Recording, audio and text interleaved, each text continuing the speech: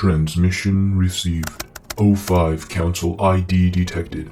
Playing log now. Conspiracy. Prologue. Night Raid. Park Royal Industrial District, London, UK. Tuesday the 20th of December 1988, 23:34 hours local time. Sitting in his car a block from the target, Director McDonnell lit his pipe.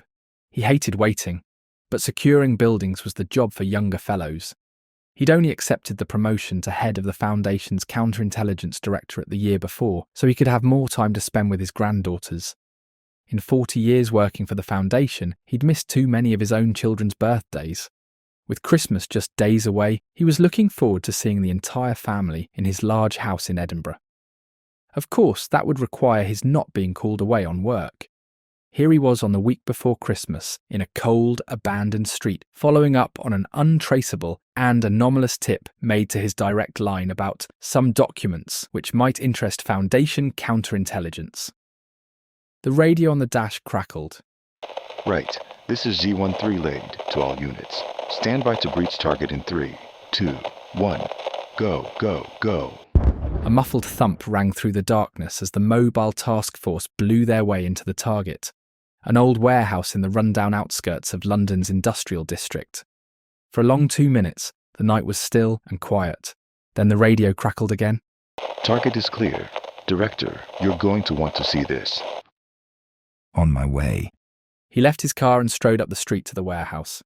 A young chap dressed head to toe in the black tactical clothing adopted by police and special forces worldwide greeted him.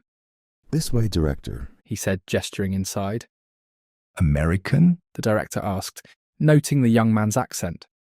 Yes, sir. Agent Lombardi, the American said, walking McDonnell through the long and mostly empty warehouse.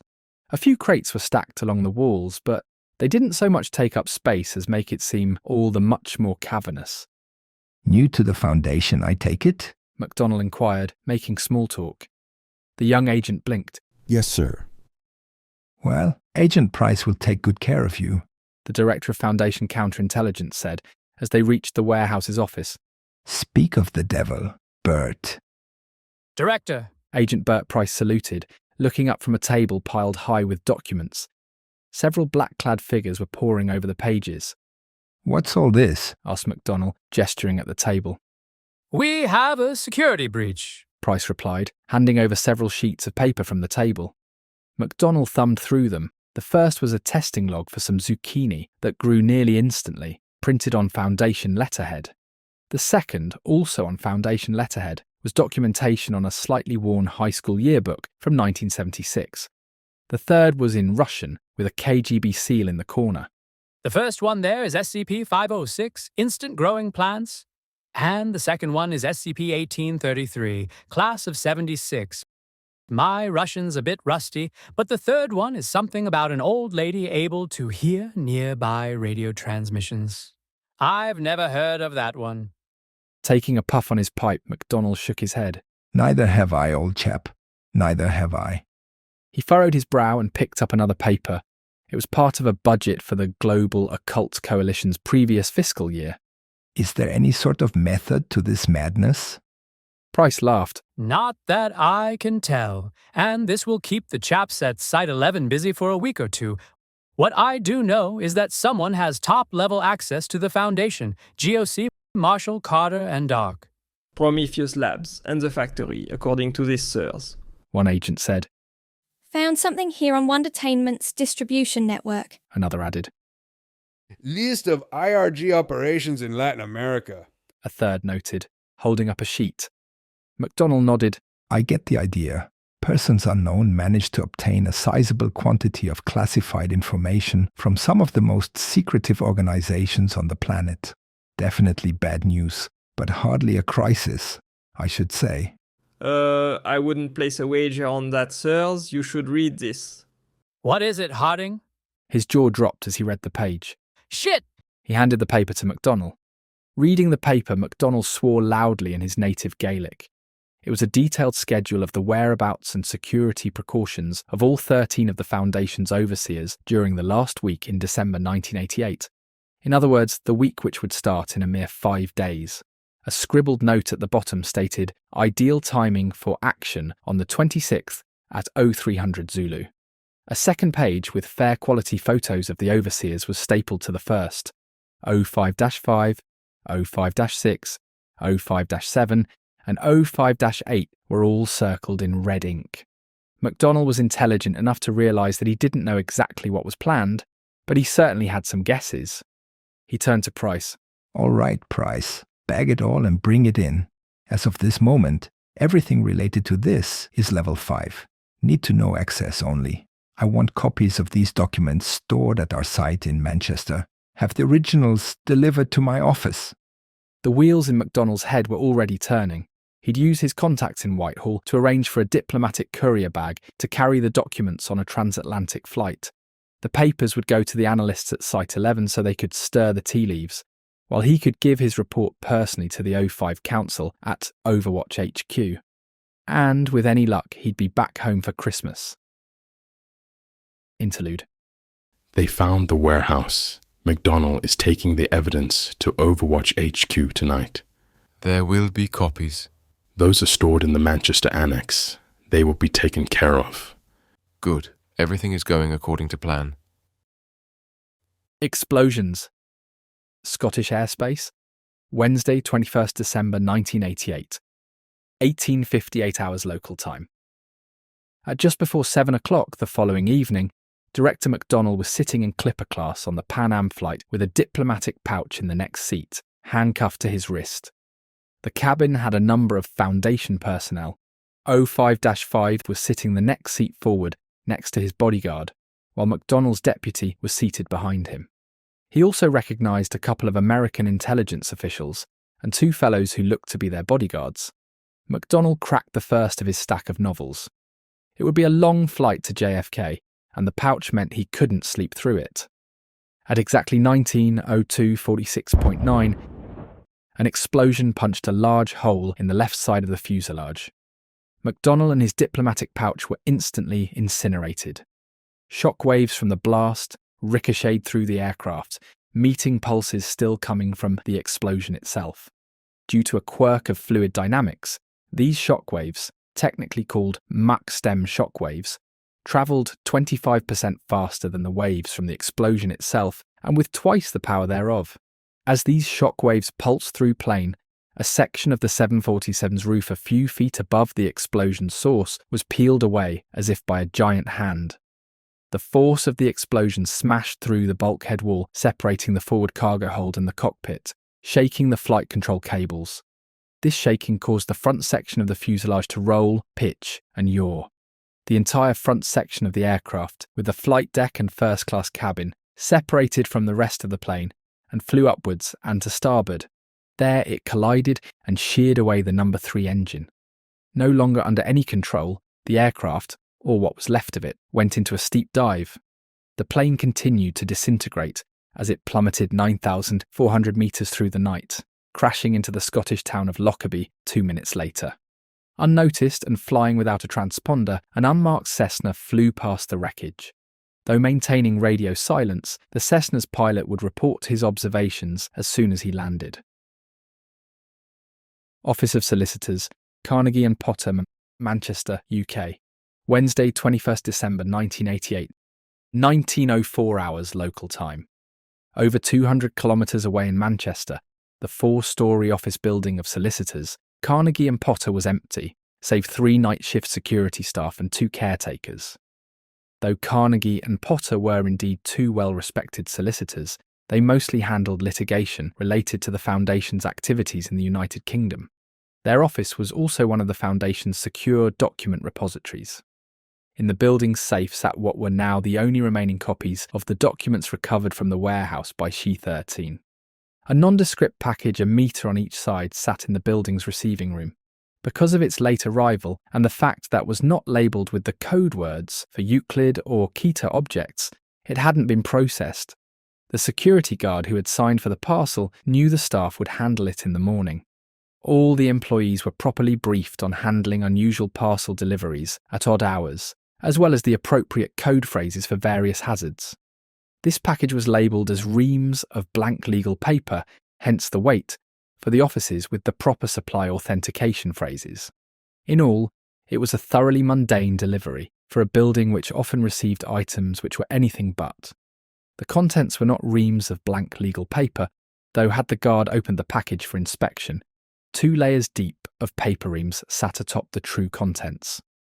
Most of the package's cubic metre of volume was taken up by Semtex, supplied by 2 very helpful members of the Irish Republican Army, now feeding the fish in the Irish Sea. Like squirrels with their nuts, Irishmen were always hoarding arms and explosives for the day when they would rise up to drive the English from their island. Or that was the plan of some of the more radical countrymen, at least. The revolutionary struggle that had continued for over 70 years showed little sign of concluding in a manner agreeable to the IRA. Over time, many of the caches of weapons and bombs were forgotten about, as their owners retired from their struggle or were arrested or killed by the British military and police forces.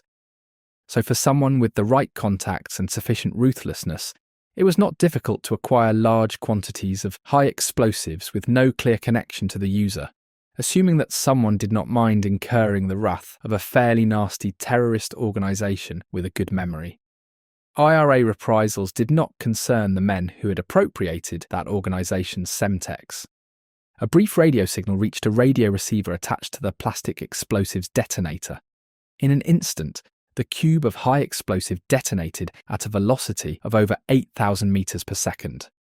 The explosion tore through the building, reducing the military spec architecture to as much gravel. All 5 people died with merciful haste as the shockwave overtook them. The fireball, burning at temperatures sufficient to melt the structure's steel skeleton, turned the building safe into a crematorium for the secured materials within. Hundreds of thousands of pages of classified Foundation documents, including the copies of the documents from the warehouse, were reduced to cinders by the inferno. Within less than 10 seconds, the parts of the office building not strewn across the area by the explosion itself crumpled inward into a mound of twisted, charred rubble. The local police and fire department arrived on the scene within 10 minutes, just missing a nondescript sedan with an unremarkable driver leaving the area. With his radio detonator hidden away under the vehicle's dash, he stopped at a telephone booth a few blocks from the scene to report that his end of the operation had occurred without incident. Part 1. Ramifications. Foundation. Command 02, Washington, D.C. Thursday, 22nd December 1988, 0755 hours local time. The early morning sun illuminated the large lobby as Timothy Harper strode into the Foundation's Command 02 headquarters in Washington, D.C. Though it could not compare to Overwatch HQ, its proximity to one of the world's most powerful capitals ensured it was one of the Foundation's main decision-making nexuses. It was a relatively unremarkable 7-story limestone office building like so many others in the city. Faceless, nameless drones in the vast bureaucracy flitted in and out of the building, not unlike the other buildings in the Federal Triangle. After passing speedily through the obligatory security checkpoint, Harper browsed the headlines of his paper as he made his way to his tiny office on the 3rd floor. A plane bombing in the UK was the leading story. Nasty business, international terrorism, Harper thought. Not his area of concern, though. Probably. He was one of the Foundation's top counterintelligence investigators. Pushing 50, his black hair was streaked with grey from many late nights spent on the job. The job nearly cost him his family as well. Though a drunk driver had taken away his family 10 years ago, Christmas Day, he discovered going through his late wife's papers that she was planning to file for divorce and seek custody of the children. With his family's death, he'd thrown himself into his work, finally accepting a promotion as section chief, followed a couple years later by a further promotion to his present job of roving special investigator. "Morning, Troy," Harper grunted. He and Troy Muir, a former intelligence case officer invalided out of field operations when he lost his right leg, shared the cramped office.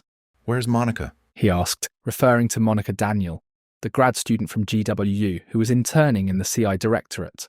Always on the lookout for talent, the Foundation was more than happy to pay for someone's education, assuming they passed a thorough background check, signed a 400-page non-disclosure agreement, and agreed to work 3 years for every year of schooling the Foundation funded.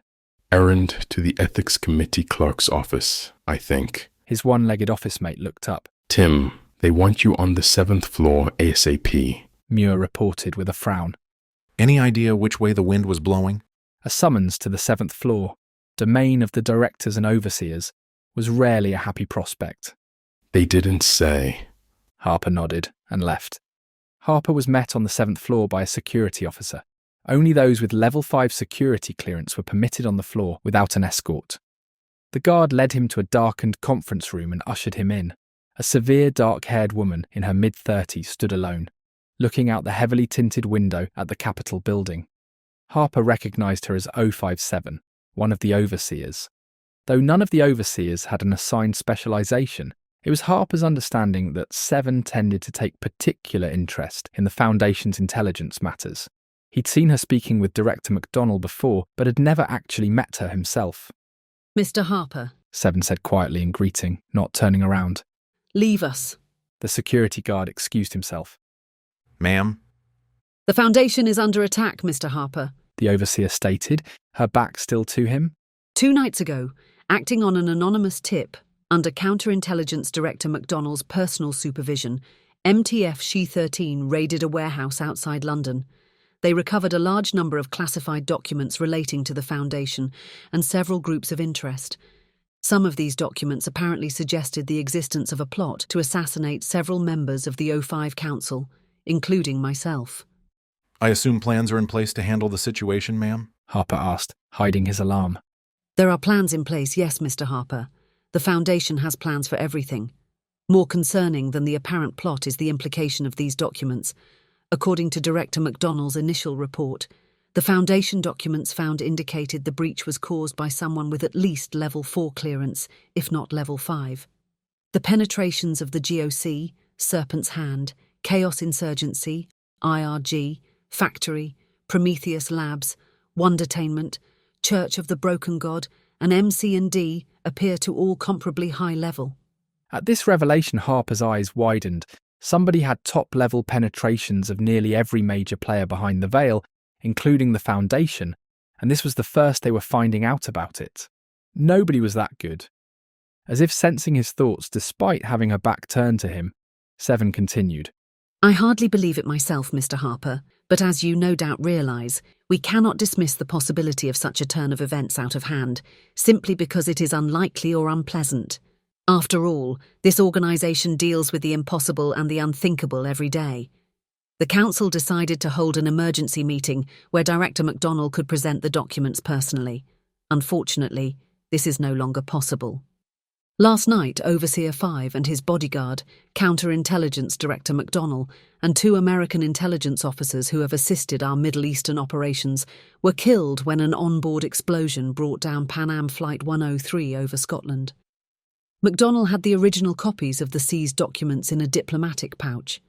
Moments later, a Foundation document repository in Manchester was bombed. That document repository held the only existing copies of the seized documents. Our recovery teams report no evidence that either version of the documents survived.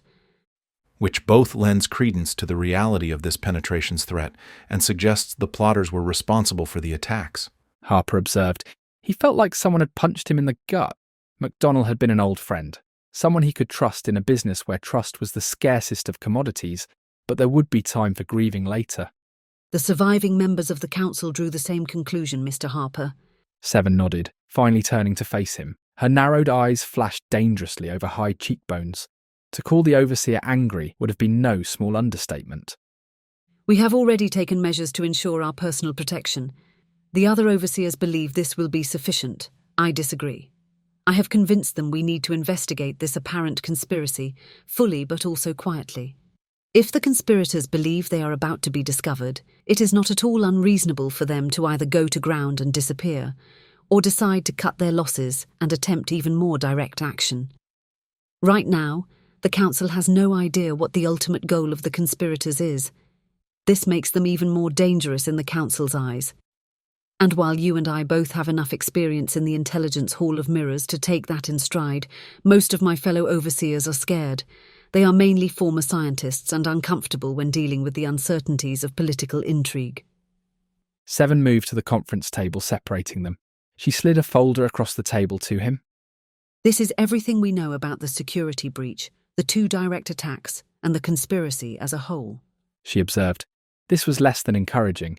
It amounted to perhaps a half-dozen sheets of paper. You will be conducting the investigation. The Council has voted to temporarily grant you Level 5 clearance, She declared, handing him a new black identification card. and you will report to me personally. Keep the cards close to the vest on this one. Potentially anyone could be involved. Moscow rule number 3, ma'am. Harper observed with a wry smile. Everyone is potentially under opposition control. If I may, why are you trusting me with this? I know I'm not a conspirator, but you don't. You're one of the best CI guys we have, Mr. Harper, and you have been cleared for the highest security clearance known to mankind. The possibility that you are involved is remote, and in any case I expect regular and detailed reports of all your findings. If I find out you're withholding things from me, I will bring the full force of the resources at my disposal upon you. You will spend the remainder of your days in the deepest, darkest, least pleasant hole I can find. The Foundation overseer stated calmly. Then she flashed a smile that was clearly meant to be disarming, but instead made the hair on Harper's neck stand on end. But I don't expect that to be a problem, Mr. Harper. No, ma'am. Excellent. If there is anything you need, let me know. You may brief in Mr. Muir and Ms. Daniel if you believe their assistance would be helpful, but do keep the cards close to the vest. Of course. Thank you. That will be all. Harper wasted no time leaving the room. That's all we have. Harper finished the rundown, putting the folder down on his desk and looking across at Muir and Monica. Muir grunted. For a moment there, Tim, I thought we were going to have trouble with this one. He pulled out his reading glasses and started thumbing through the folder. Monica failed at hiding her alarm. Do we always have so little to go on? How do we even know where to start? Harper started thinking aloud. Let's start with something simple.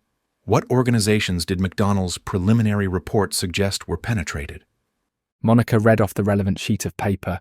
Looks like the Army of the Guardians of the Islamic Revolution, Bosch Engineering Corporation, the Chaos Insurgency, the Church of the Broken God, the Factory, the Foundation, the Global Occult Coalition, Huntington Arms, Inc., Marshall, Carter and Dark, Prometheus Labs, the Serpent's Hand, Saito Mining Industries, Wallace Security Enterprises, Dr. Wondertainment, and various branches of the American, British, Chinese, French, German, and Soviet governments. That's all based on documents recovered in the warehouse raid. She looked up. How the hell did someone manage to penetrate essentially all the major commercial, political, and paranormal groups without somebody noticing? How is this the first we've heard of it?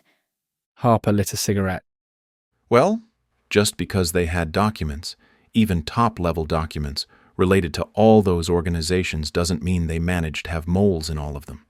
And even if they do have moles with access to such sensitive materials, that doesn't mean the moles are in a position to do much beyond steal documents. Monica, what's your security clearance?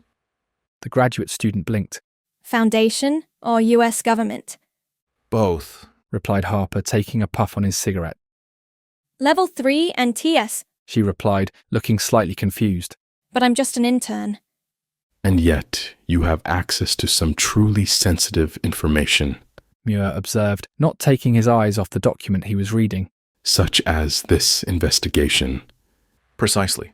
These are, for the most part, groups employing hundreds to tens of thousands of people. It only takes one traitor. So how do we know what the opposition wants? Harper smiled. We don't, yet. But one does not simply invest the resources necessary to penetrate so many powerful organizations on a whim. We shall find out soon enough. Monica frowned. This still doesn't give us a starting point. Perhaps this does, Muir said. He began quoting the page he was reading. According to Foundation personnel embedded within the Scottish Constabulary, the explosion is consistent with detonation of a small but powerful explosive device. Preliminary chemical testing of explosive residue suggests the use of pentaerythritol tetranitrate, PETN, and cyclotrimethylene trinitramine, RDX, two of the primary ingredients in Semtex H. However, the size and location of the original explosion relative to the quantities of PETN and RDX found, coupled with the complete incineration of both the diplomatic pouch carried by Robert McDonnell and McDonnell himself, suggests Semtex was not, in fact, the explosive used. It is recommended Foundation investigative staff examine the possibility of SCP objects or other as yet uncontained anomalies as the source of the explosion. Just what we needed, Troy. Monica, go down to Central Records and have them pull all the files on anomalous objects and entities capable of causing explosions. Be sure to include the ones presently in containment. We can't rule out a theft. On it, she said, leaving. Harper turned to Muir.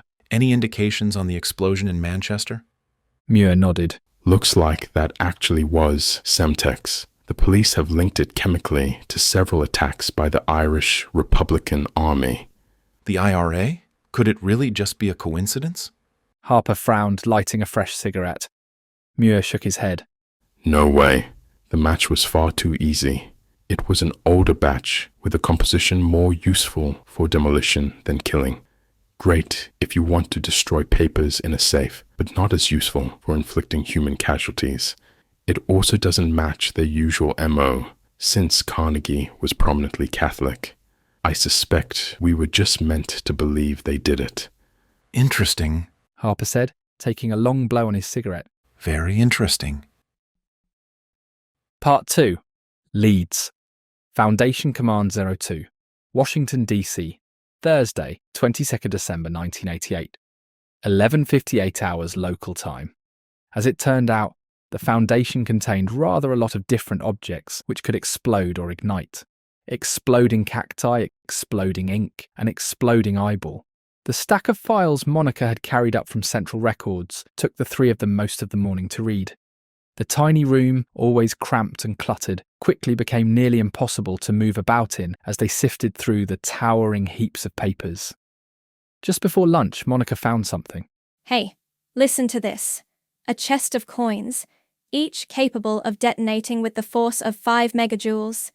They're linked to an atlas which can be used to detonate the coins. Muir and Harper got up and looked over her shoulder. Does the report have a chemical analysis? For analysis of explosive residue signature, see Addendum 5. Where did that... here we go. She snatched up the relevant page. Muir laid it alongside the forensic report from the plane bombing. Looks like a rough match to me. The files analysis dates back to the 50s, so even if this is a perfect match, it might not line up perfectly. Harper nodded. Definitely the best option so far. Good catch, Monica. The intern beamed. So, where is this thing contained? That's a problem, Tim, Muir said, reading the special containment procedures. Oh, Troy?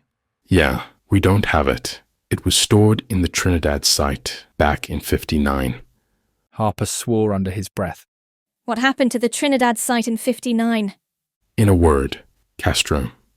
He nationalized the Foundation's research site in Trinidad.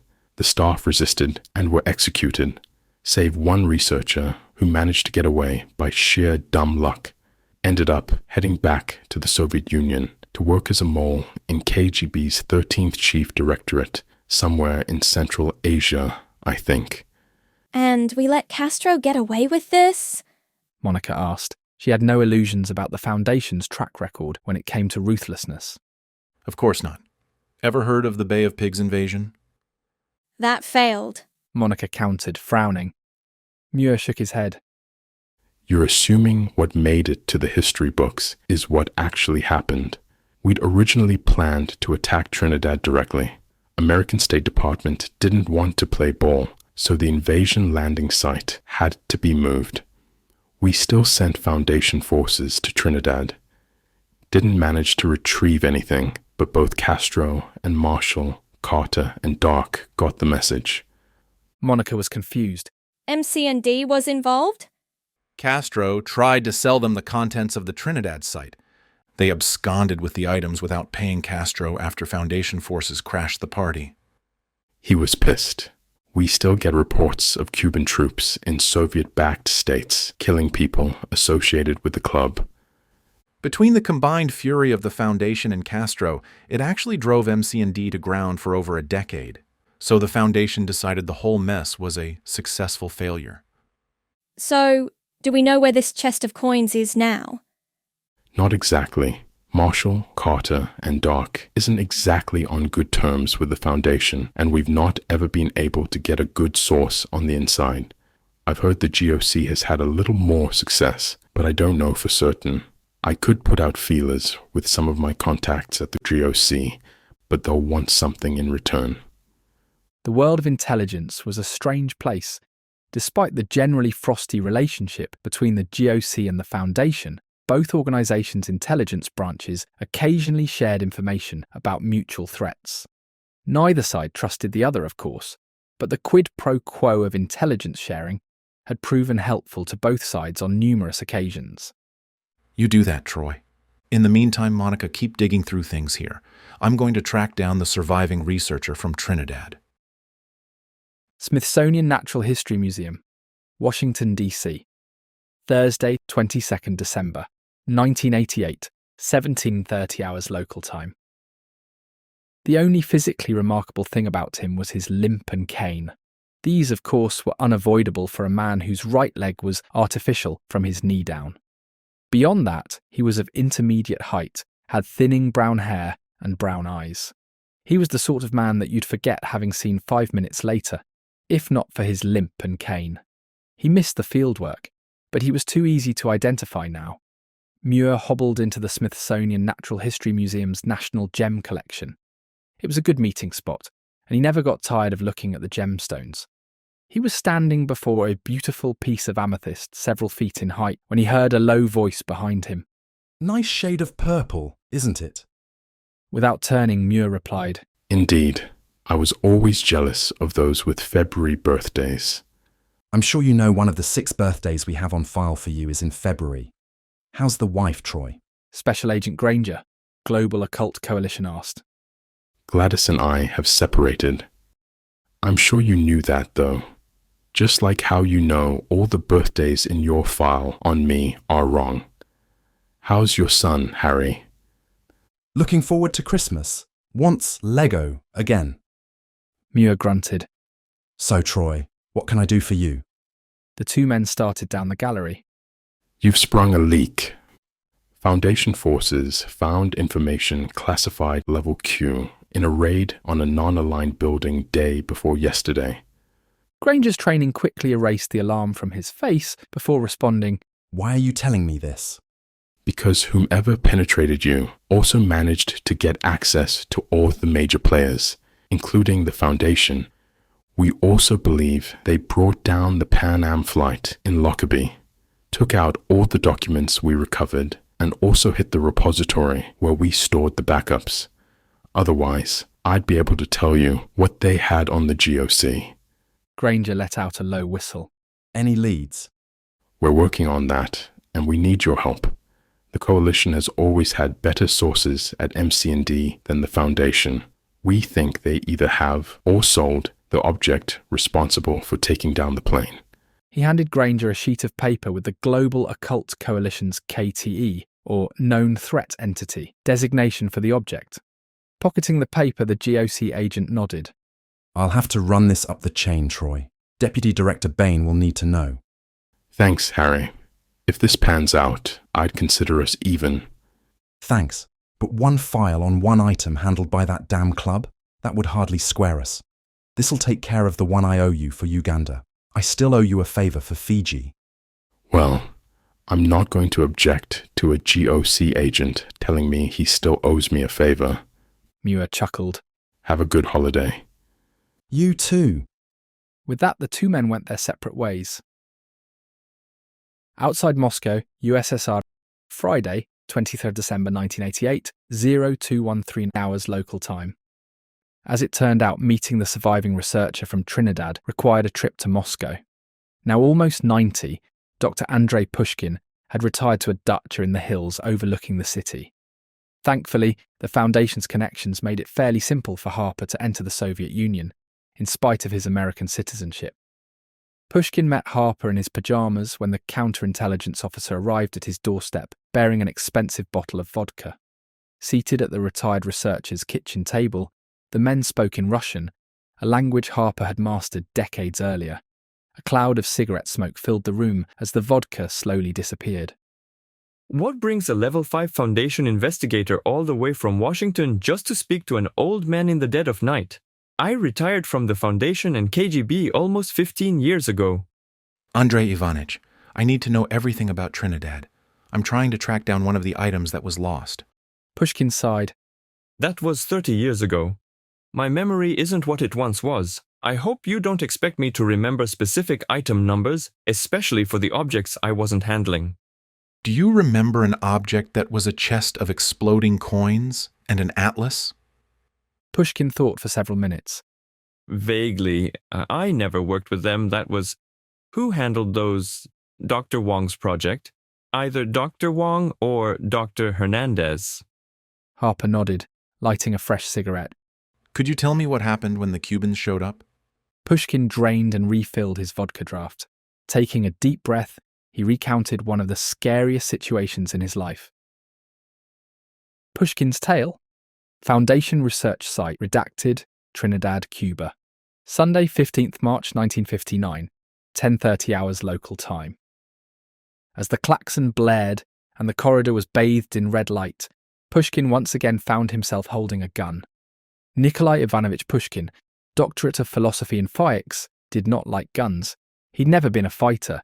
He'd only been a boy during the revolution and ensuing civil war, which had stalled his beloved education by shutting down his school. When the dust had finally settled, he'd hoped that he'd never see armed conflict again. Unfortunately, as a young professor in Leningrad in the early 1940s, he'd been trapped in the city when the Germans had surrounded it. The Germans had shelled the city day and night for nearly a year, constantly trying to break the siege. When the building with his laboratory and office had been levelled by the shelling, he'd resisted having to take up arms by helping manage logistics for the defenders. Not that there had been much in the way of supplies, food or ammunition to move. He'd met Sergei Petrovich during the war. Sergei had recruited him into the Foundation. After the end of the war, he'd hoped to never again have to handle a firearm.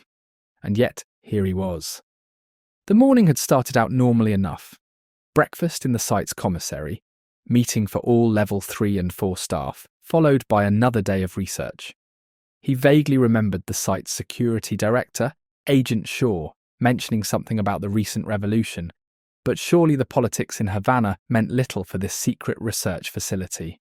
Pushkin had paid it little mind. Nobody knew what went on in this small, apparently unremarkable compound on the edge of Trinidad. And even if someone had, the Foundation's security staff had far more firepower than the local constabulary.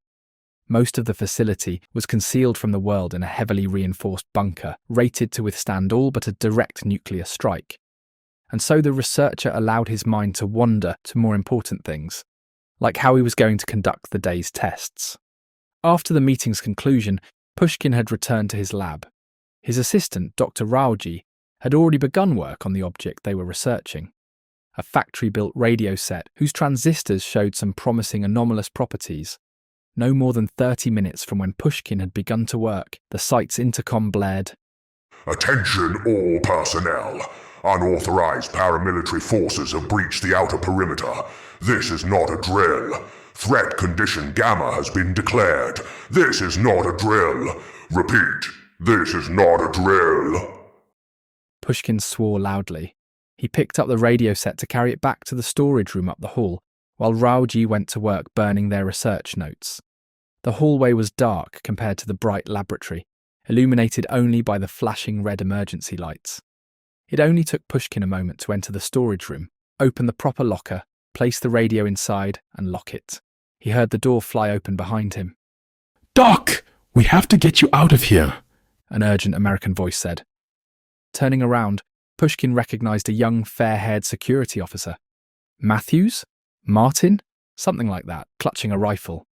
"Here, Doc. Take this," the guard said, shoving a pistol into his hands.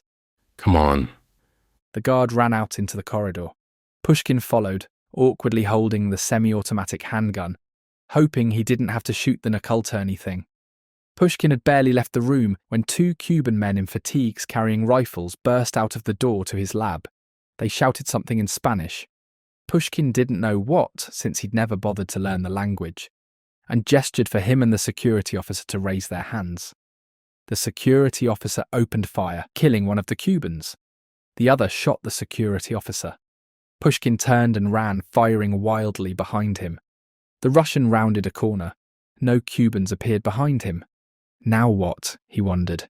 He was standing alone, in a deserted corridor bathed in red light, while a klaxon blared in a site overrun by Cubans, once again holding a gun.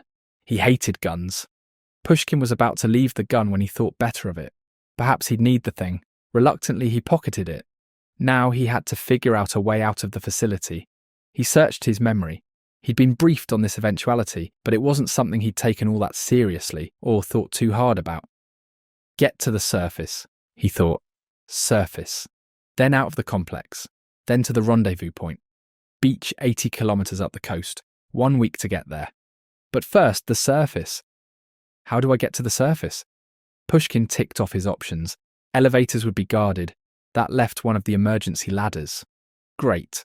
200-meter climb up a ladder. Where's the nearest one? And so he set off. After 10 minutes of tense searching, he found one of the ladders to the surface. Why couldn't he just have been left to do his research? He didn't like doing all this sneaking around. As he climbed, he hoped he wouldn't find himself staring at a bunch of angry Cubans when he reached the surface. As luck would have it, the access ladder did not lead into the arms of angry Cubans, but rather to the woods in the hillside overlooking the complex. Concealing himself behind a bush, Pushkin looked down at the courtyard. A dozen or so Foundation staff members were kneeling on the ground with their arms behind their heads.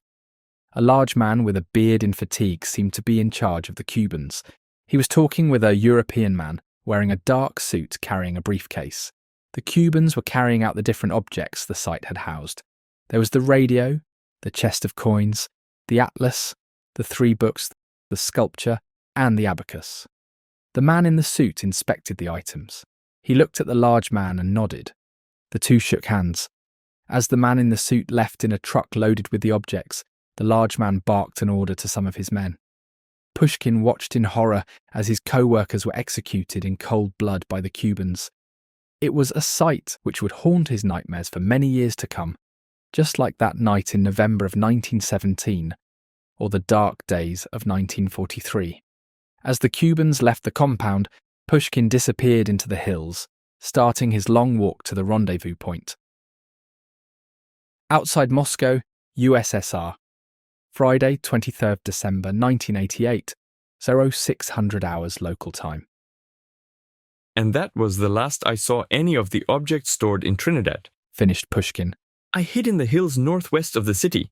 The Foundation picked me up in a boat a week later on a little beach 80 kilometers up the coast. Harper emptied the last of the vodka into his host's glass. And then you went back to the Soviet Union? Correct. The Foundation at that time had strong ties to the military and intelligence organizations of both superpowers. I was assigned as a researcher at a laboratory near Dushanbe, which was managed by the KGB's 13th Chief Directorate for Paranormal Investigations with Foundation assistance. Both organizations thought I was working for them, spying on the other. He laughed. It didn't really matter to me, since both paid me handsomely, and since I only had access to what was actually there at the laboratory. I suspect my handlers for both organizations thought me ineffectual, but I was allowed to do my research, and that was that. Harper took a deep breath on his cigarette. Did you hear anything further about the lost items? Pushkin frowned and shook his head. Only rumors that that British club had bought them. What was the name? Marshall, Carter, and Dark? That was it. Pushkin nodded. I am sorry I can't help you further. Andrei Ivanich, you have helped me immensely, Harper told the old man, who smiled. The investigator retrieved his hat and coat and took his leave. Part 3. Investigations. Foundation Command 05, Moscow, USSR.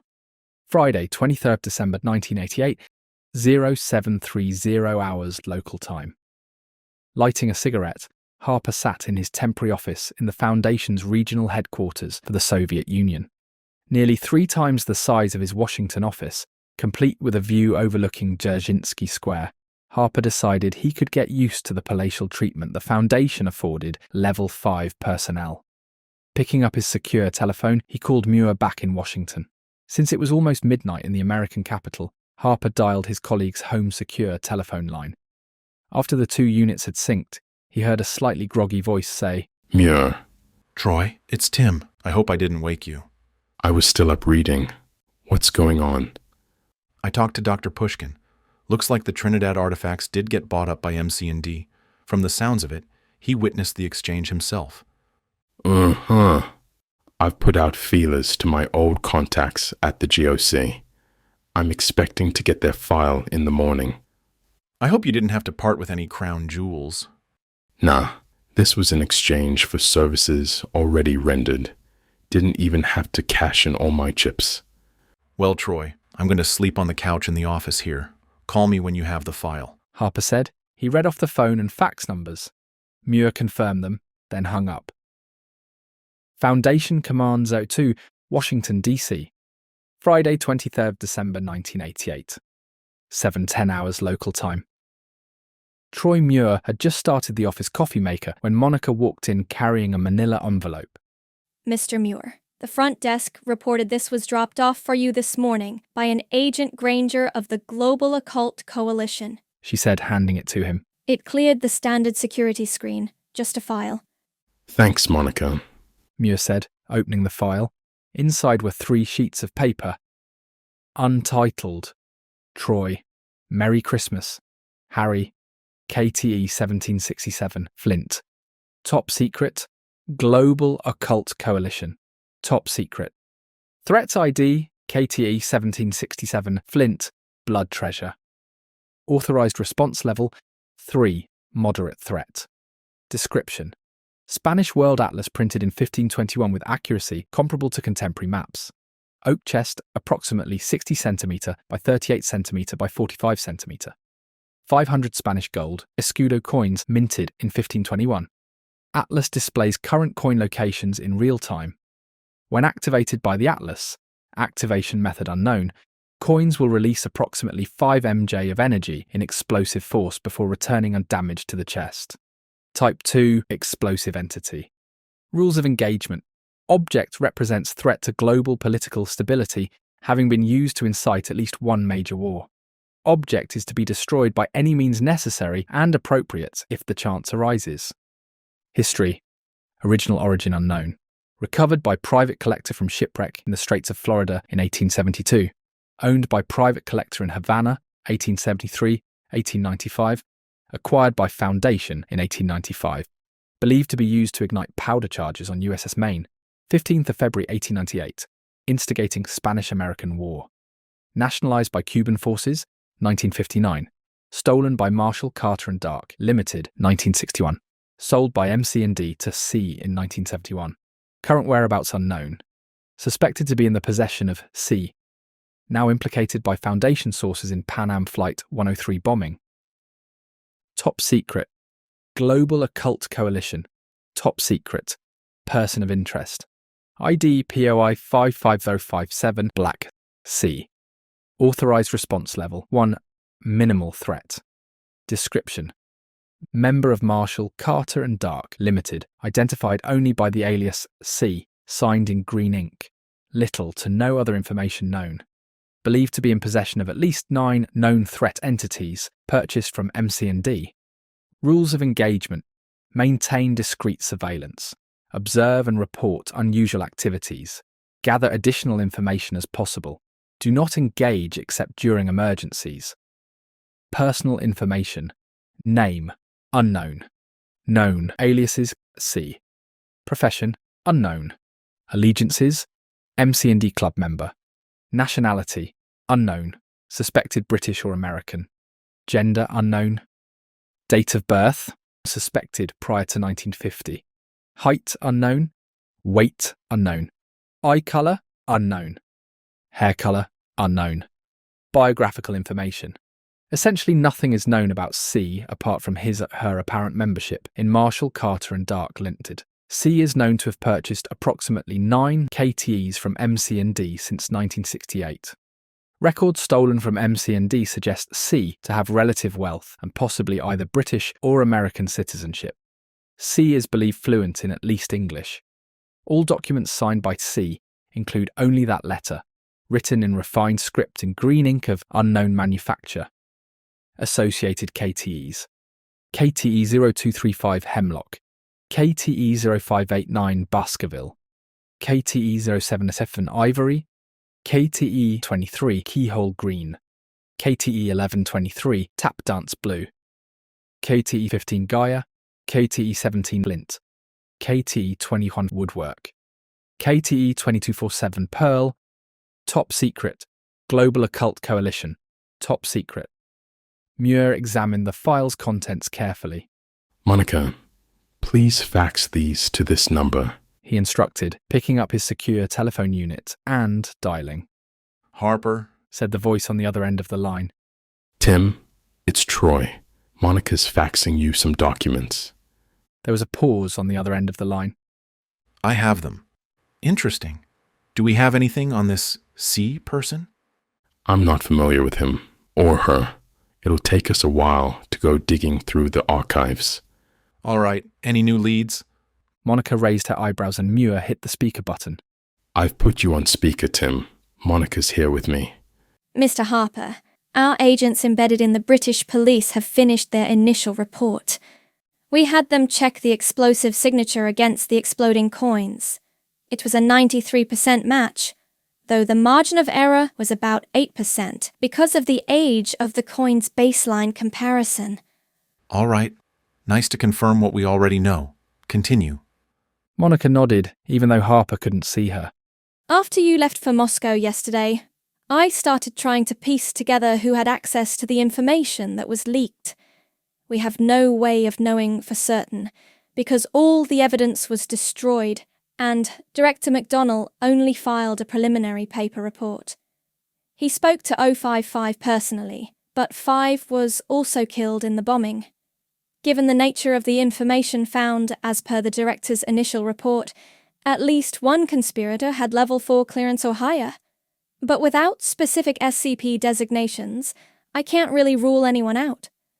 I looked at the Foundation's security clearance database, and there are at least 1,500 L4s that I had clearance to know about, and I don't have clearance to know exactly how many L5s there are. Even I don't know that, Monica. I suppose I have access now that I am one. I can look it up. I don't think it's more than a few dozen. The O5 Council, some but not all of the directors for various sub-agencies, a few roving personnel like myself. Not that many. Muir spoke up. Tim, if we don't know what they had, we can't dig too much into this without it becoming a witch hunt. All three knew that such a witch hunt could do as much or more damage as the apparent conspiracy itself, and none of them wanted to be the Foundation's Angleton. Let's focus on what we do know. McDonnell's report said something about the overseer's schedules for the week. Focus on looking into their staff and security. We don't need another dead overseer. In the meantime, I'll keep following the trail of the one object we do know the conspirators have. He disconnected the call. Muir and Monica set to work. They had to place the lives, habits, contacts, actions, schedules, and finances of over 100 Foundation personnel under the microscope. Their task was all the much harder, since they had no idea what exactly they were trying to find. With any luck, they'd know it when they saw it. With any good luck, that is. With bad luck, the conspirators would be able to do whatever they had planned next without interruption. Foundation Command 05, Moscow, USSR. Friday, the 23rd of December 1988, 15:45 hours local time. After finishing his call with Muir and Monica, Harper reread the files again. He decided to report what he had so far to 05-7. Leaving his palatial temporary office, he strode down the hall to the Level 5 office reception.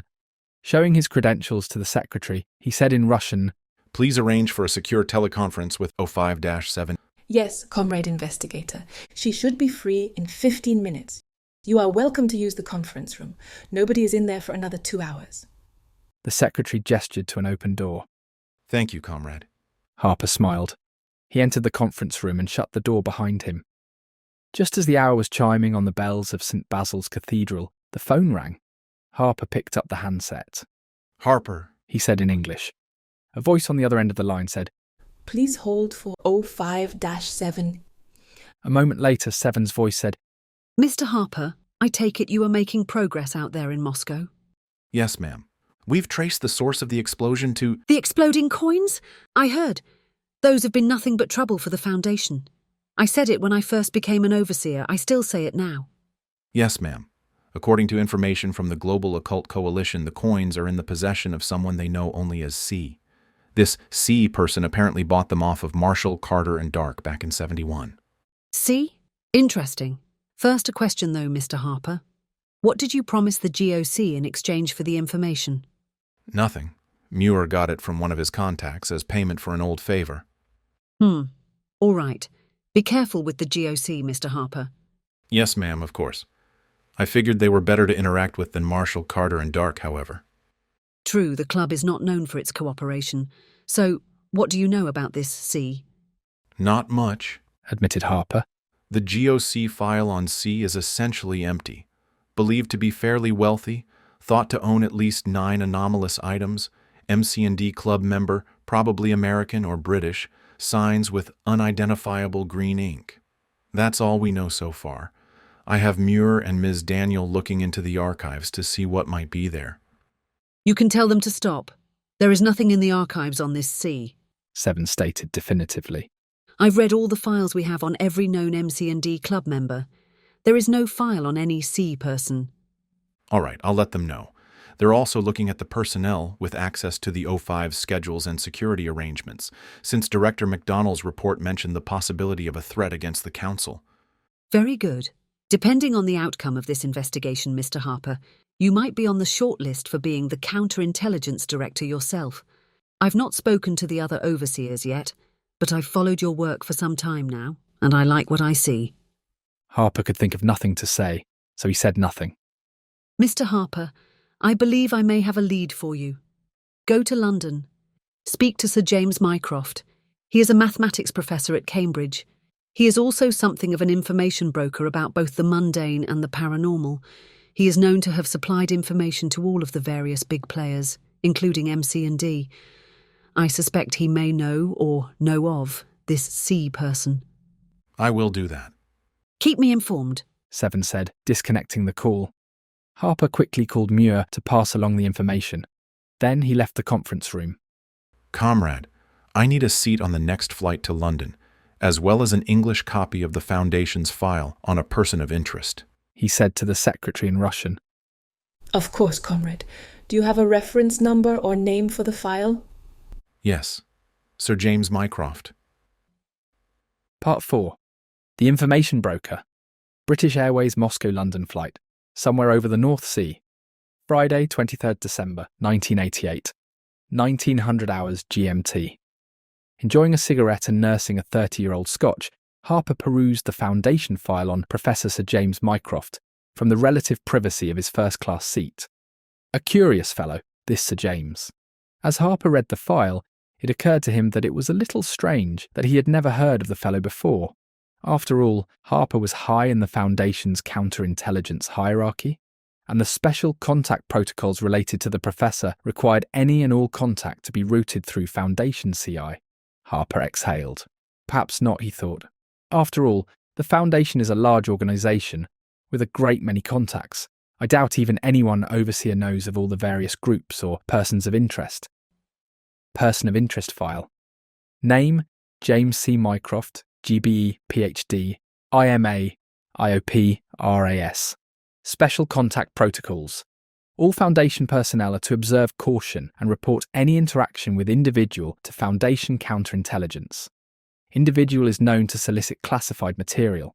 Unauthorized disclosure of information is grounds for disciplinary action under Foundation General Security Protocols 03, Sections 3-6. Gender, male. Date of birth, 12 March 1945, age 44. Nationality, British, maintains citizenship in both United Kingdom and Switzerland. Hair, white, wears full beard, also white. Eyes, blue. Height, 188 centimeters. Weight, estimated around 80 kilograms. Designated light heavyweight boxer during university days. Decorations, honours. Knight Grand Cross of the Most Excellent Order of the British Empire, GBE. Profession, Professor of Mathematics, Cambridge University, UK. Academic history, Bachelor of Science, Mathematics, Cambridge University, CEO 1966. Doctor of Philosophy, Mathematics, Cambridge University, CO 1970. Doctor of Philosophy, Astronomy, Cambridge University, CO 1974. Academic Society, Membership, Institute of Mathematics and its Applications, Institute of Physics, Royal Astronomical Society. Language proficiency, English native, German native, French fluent, Russian fluent, Italian conversational, Spanish conversational, Classical Latin rudimentary. Recruitment prospects. Recruitment attempted and failed, 1971. See addendum. Affiliations with groups of interest. Serves as freelance information broker. Having provided information to the Foundation, the Global Occult Coalition, and Prometheus Labs Inc. Believed to be a club member of Marshall, Carter, and Dark Limited. Displays little loyalty to any single group and is willing to provide information to all sides if payment is sufficient. Threat level, moderate. Foundation personnel are to observe caution and report any interaction with individual to Foundation counterintelligence. Profile. Professor Sir James Mycroft is a professor of mathematics at Cambridge University. He has published extensively on advanced mathematics and celestial mechanics. He is also a freelance information broker for organisations studying the paranormal and preternatural. He displays little loyalty to any single such organisation, preferring a self-described neutral stance. He has consulted with the Foundation on several occasions, both providing information about other organisations and objects not in the Foundation's custody, and performing analysis on mathematical or astronomical SCP objects. Though the sources of Mycroft's information within the Foundation and other organisations are unknown, it is speculated that said sources are high-level and pervasive. Foundation personnel are advised to observe caution when interacting with Mycroft. All such interactions are to be reported to Foundation counterintelligence. Mycroft is wealthy, owning large shares in a variety of major corporations, including, but not limited to, Bosch Engineering Corporation, Global Transport Limited, Howell Information Technologies, Huntington Arms, Inc., Prometheus Labs, Inc., Group of Interest to the Foundation, Saito Mining Industries, Wallace Security Enterprises. Though controlling shares sufficient to affect policy at these corporations, Mycroft appears to display little interest in affecting their operations or management. Mycroft also is known to generously support a variety of charities, including the International Red Cross, Global Clinic Charity, Engineers Without Borders, and the Make-A-Wish Foundation. Known associates. Mycroft is well connected socially and politically, and has been confirmed to have dealings with the following individuals. Name redacted, 055, roommates during university, deceased 21st December 1988. Name redacted, 057, met during university. Johann Schneider, Deputy Director of the Global Occult Coalition, European Division, childhood friend. Randolph Carter III, partner, Marshall, Carter and Dark. Mentor, person of interest to the Foundation. Sir John Major, British Chief Secretary to the Treasury, chess partner. Sir Christopher Keith Kerwin, British Chief of the Secret Intelligence Service, personal friend. Known related SCP objects. SCP-033, written classified treatise dissenting the documented existence and effects disseminated to Geocean Foundation. SCP-1050, provided mathematical analysis to Foundation. Ladies and gentlemen, this is the captain speaking.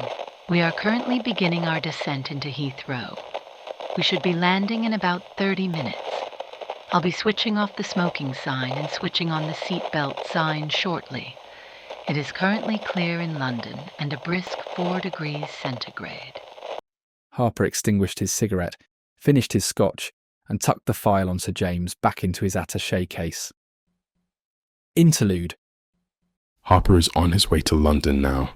The meeting will likely take place tomorrow morning. Does he know anything damaging? No. The Foundation's files have been sterilized. Have the Coalition's? Yes. The Coalition's investigation is almost as far behind as that of the Scottish police. And Harper's conversation with Sir James will suit our purposes. Of course. Petersfield, Cambridge, UK. Saturday, 24th December 1988, 0900 hours local time. The residence of Professor Sir James Mycroft turned out to be an elegant townhouse in one of Cambridge's upscale residential districts. Harper walked up the front steps and rapped the ornate door knocker 3 times.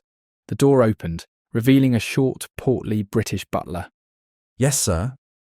I'm Timothy Harper. Is Sir James in? He has been expecting you. Harper blinked in surprise. He hadn't made an appointment. Then again, Sir James was an information broker. If you will follow me, sir. The butler ushered Harper inside, leading him through an ornate front hall and into a library. Sir James's library was lined floor to ceiling with leather-bound tomes covering every subject known to man, and, for that matter, probably a number of subjects not known to man. Dark oak panelling was visible in the few sections of wall, not concealed by bookcases. The centre of the room was occupied by an ancient oak desk, decorated with carvings of griffins. 3 small statues of grotesques sat on one side of the blotter. A small silver handbell sat atop a stack of graded blue book exams. To one side of the room stood a freestanding chalkboard covered in mathematical gobbledygook Harper couldn't begin to understand. A towering fireplace crackled happily in the corner, with a painting of a waterfall hung above the mantel. The painting was oddly familiar, though Harper knew he had not seen it before. In a tall back chair next to the fireplace, a tall man with wild silver hair and a thick beard sat reading from a small green book. Harper and the man were roughly the same age, according to the file, but the bearded man seemed at once ancient and youthful in a strange, timeless fashion. Sir James looked up, first at the butler, then at Harper. The professor's harsh steel blue eyes seemed to cut right through him. This was clearly a man who was not to be trifled with. In an instant, the harsh flash of Sir James's eyes was replaced by a friendly twinkle. If he had been wearing a red suit instead of a tweed jacket, Harper might have mistaken him for St. Nicholas. "Welcome, welcome," exclaimed Sir James, tucking the green book into an interior pocket of his jacket. He gestured to another chair by the fire, separated from his own by a coffee table with a marble chess set. "Come sit. May I offer you a cup of tea or coffee?" Coffee black, thank you, stated Harper, taking the offered chair. Sir James looked pointedly at the butler. "Make that 2 Deeds. A dash of peppermint in mine, if you would be so kind." Yes, sir, the butler replied, disappearing from the room. Sir James directed his attention to Harper. "My dear fellow, what brings you to my humble residence on this fine Christmas Eve morning?" Harper began. Professor Mycroft, I am Mr. Timothy Harper, Counterintelligence Officer for the Foundation, recently promoted to Level 5 for the duration of your current investigation. Do you prefer Mr. Harper, Timothy, or Tim? Tim is fine. Very well, Tim, continued the Englishman, smiling politely. I myself prefer either simply Professor, though you are not one of my pupils, or Sir James. I never could get used to being called Professor Mycroft. In my mind, that was always my father. My apologies, Sir James. I am investigating the Pan Am Flight 103 bombing. Several Foundation personnel were killed in the explosion, and we have reason to believe a paranormal artifact was used in the explosion specifically to kill them and destroy the documents in their possession. A terrible tragedy, Sir James agreed. Alan Hamilton, you knew him as 055, was among the dead. He was a good friend. How can I be of assistance to the Foundation? Harper explained what he knew so far, pausing only when the butler returned with their coffee. And so Cornelia believed I might be able to lead you to see, Sir James said thoughtfully, sipping his coffee. Harper frowned. I'm sorry, Cornelia. Sir James blinked and smiled. Right, I forgot for a moment you didn't know her real name. Overseer 7, another old friend of mine. We met in university, one giving a lecture, the other attended. Harper nodded. and the Englishman continued. Anyway, I do not know the precise location of the chest of explosive coins or its associated atlas. I must say, however, it seems a clever means to accomplish the destruction of an aircraft. After all, no airport security officer in the world will look twice at someone having a coin in either their luggage or on their person. Regardless, I will attempt to determine its whereabouts. Thank you. He waited, sensing Sir James had more to say. You're wondering what else I know? The mischievous professor observed. Because you suspect there is more to this than just the bombing.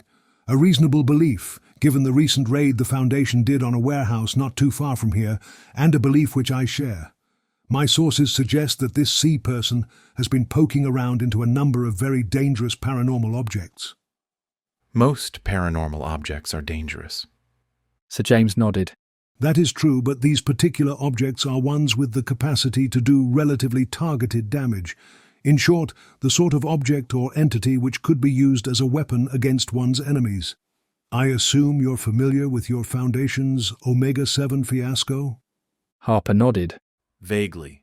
Not my department, but something about attempting to put an immortal humanoid SCP with impressive fighting skills on a mobile task force. It ended badly. To state that the fiasco ended badly would be similar to calling one of the world wars a petty dispute. Near total casualties among the involved personnel, the detonation of an on-site nuclear failsafe, the end of the careers of General Bow and several Foundation overseers. So you're saying C wants to weaponize SCPs? If C is who I think C is, that is doubtful. It is my suspicion that C is merely one of a number of conspirators, possibly simply a pawn in the eyes of the other conspirators. That said, this conspiracy has demonstrated the willingness to use dangerous SCPs against others, as demonstrated by the Pan Am bombing, and is not adverse to casualties. Such a mindset is, simply put, dangerous. Harper agreed. Definitely. Do you think the conspirators are likely to try and use Abel? I doubt it. He's too mentally unstable to be controlled, as Bow found out to his detriment. I would recommend you take a look at SCP-5571 and SCP-1440. My contacts suggest C sought out information about them recently. Thank you, Harper said, making a note. May I ask a few questions, Sir James? You may ask, but I do not promise to answer them all. After all, knowledge is power, and information is currency. I do promise that everything I tell you will be true. Harper nodded. All right, that seems reasonable. Do you know C? I do, but I shall not reveal C's identity. To do so would be to betray a trust. The response was annoying, but understandable. Fair enough. Are there any immediate threats I should know about? I cannot say for certain, but based on what you've told me, I would recommend increasing the security details for the O5 Council, especially since Allen was killed. A decapitation strike cannot be ruled out. Harper made a note. Do you know more about this conspiracy? Yes.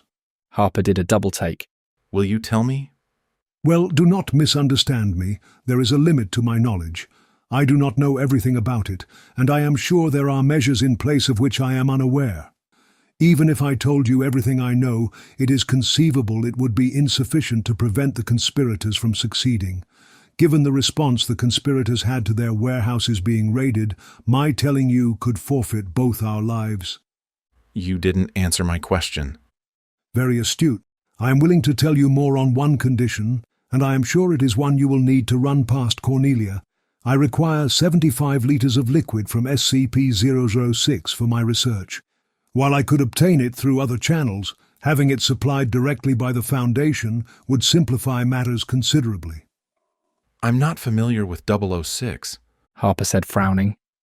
Ask Cornelia. The file is classified for overseers only. If you want the information, get me the liquid. That is my price. I'll pass that along, Harper said, wondering what exactly the professor wanted that he himself couldn't know about. One last question, which has little bearing on this investigation beyond my own curiosity. Ask away. The painting over your mantel has been bothering me since I came in. I recognize the waterfall, but I can't place it. Sir James smiled. That's Reichenbach Falls in Switzerland, made famous by the stories of Sherlock Holmes. I was born not far from there, as a matter of fact, which is why I have dual citizenship. My maternal grandfather, also a mathematician I might add, actually met the good doctor when he visited Reichenbach prior to writing The Final Problem. I have an autographed first edition of that book upstairs.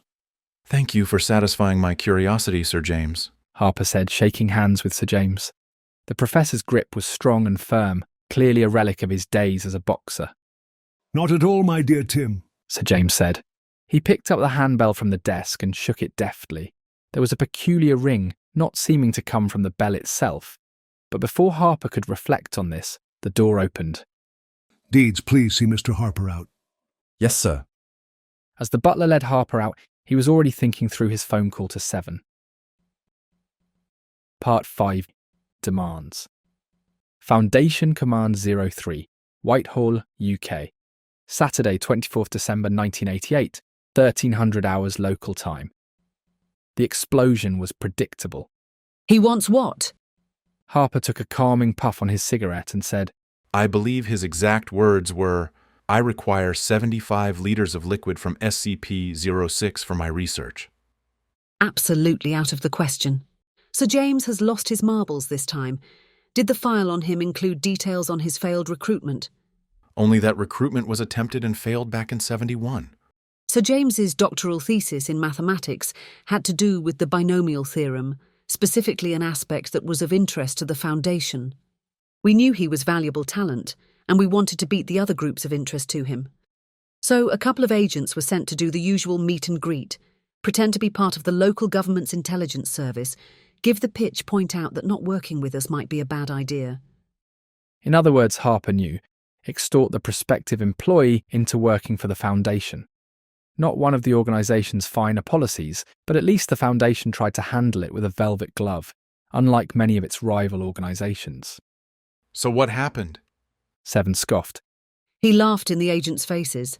He told them he knew they worked for the Foundation, and that he wasn't interested in being one of our lab coat-wearing cannon fodder, before having his butler forcibly remove them from the premises.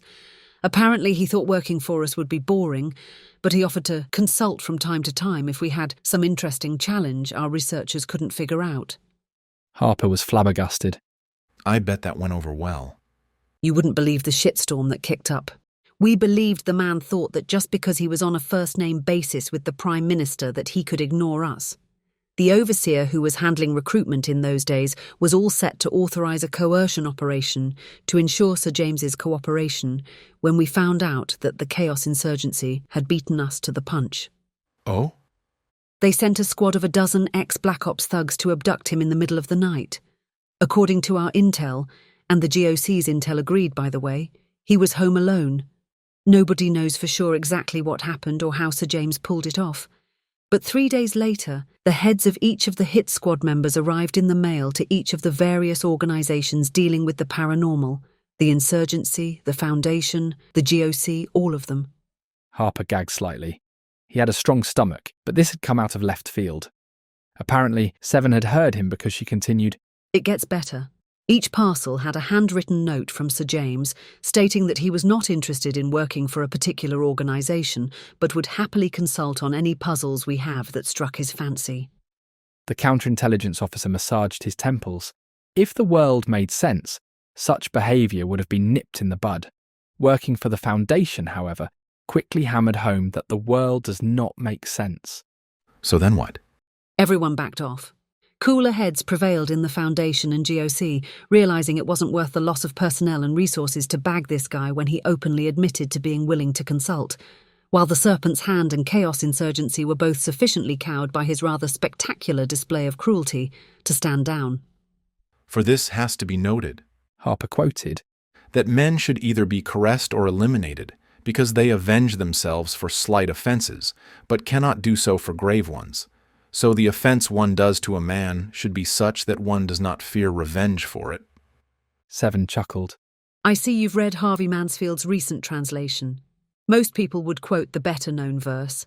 The response is that one would want to be both the one and the other. But because it is difficult to put them together, it is much safer to be feared than loved, if one has to lack one of the two. Sir James has a first edition of the original in his library. Harper moved the conversation from the philosophical and historical back to the business at hand.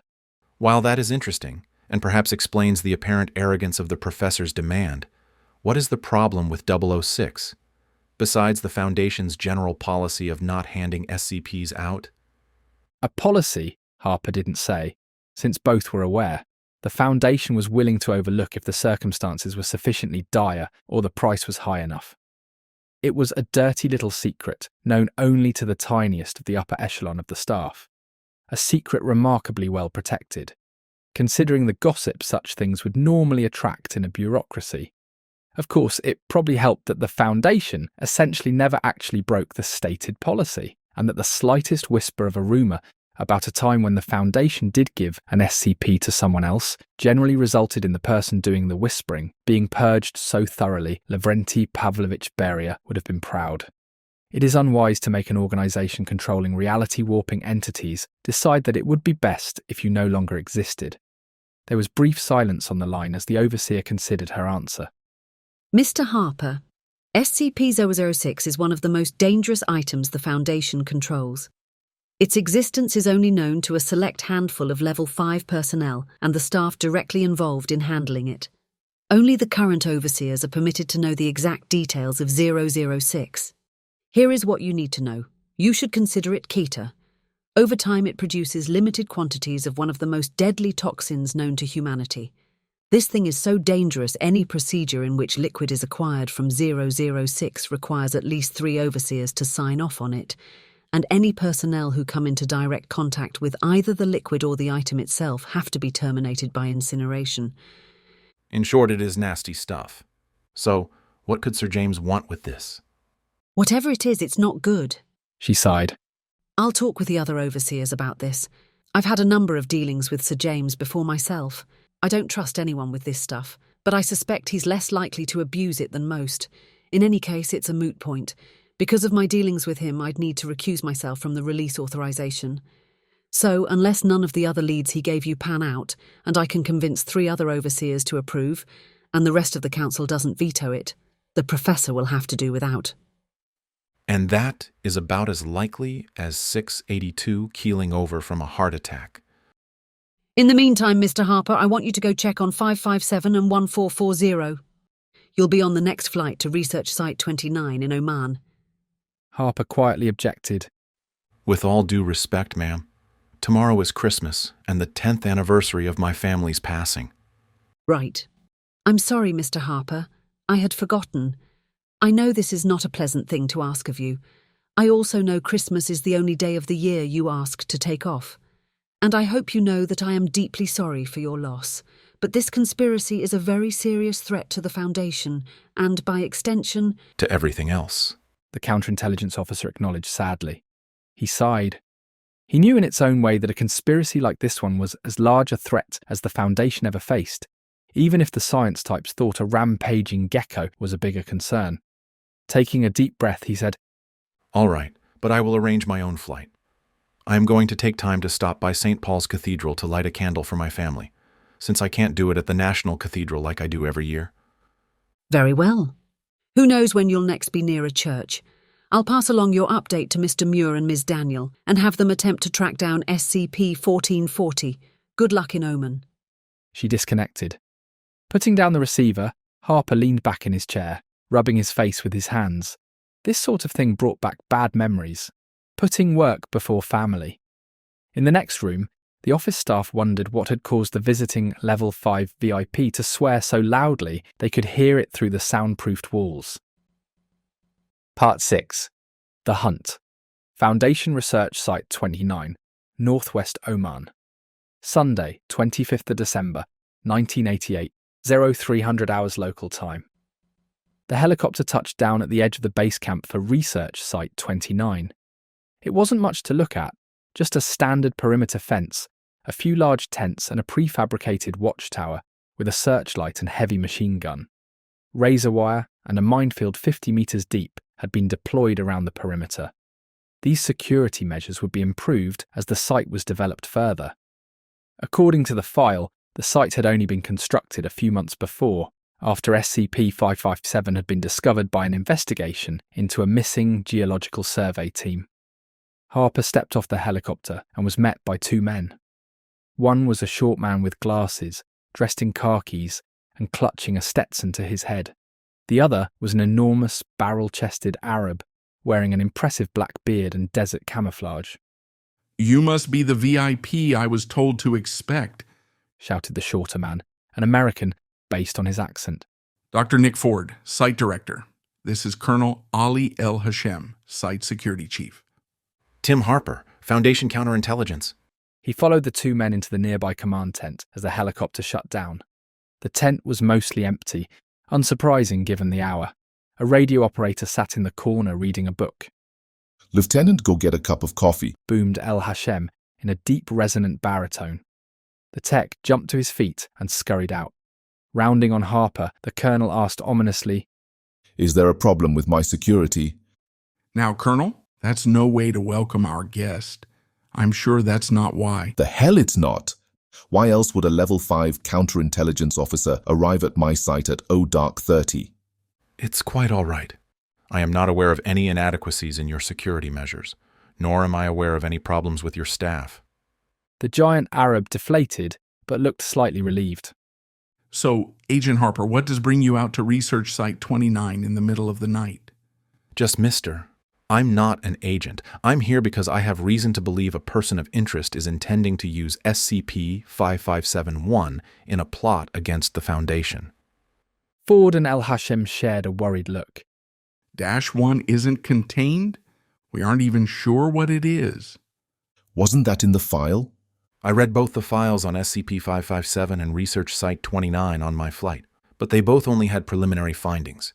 I'm going to guess they haven't been updated yet since the site's so new." Ford nodded. "That makes sense. I suppose I should go ahead and give you the nickel tour."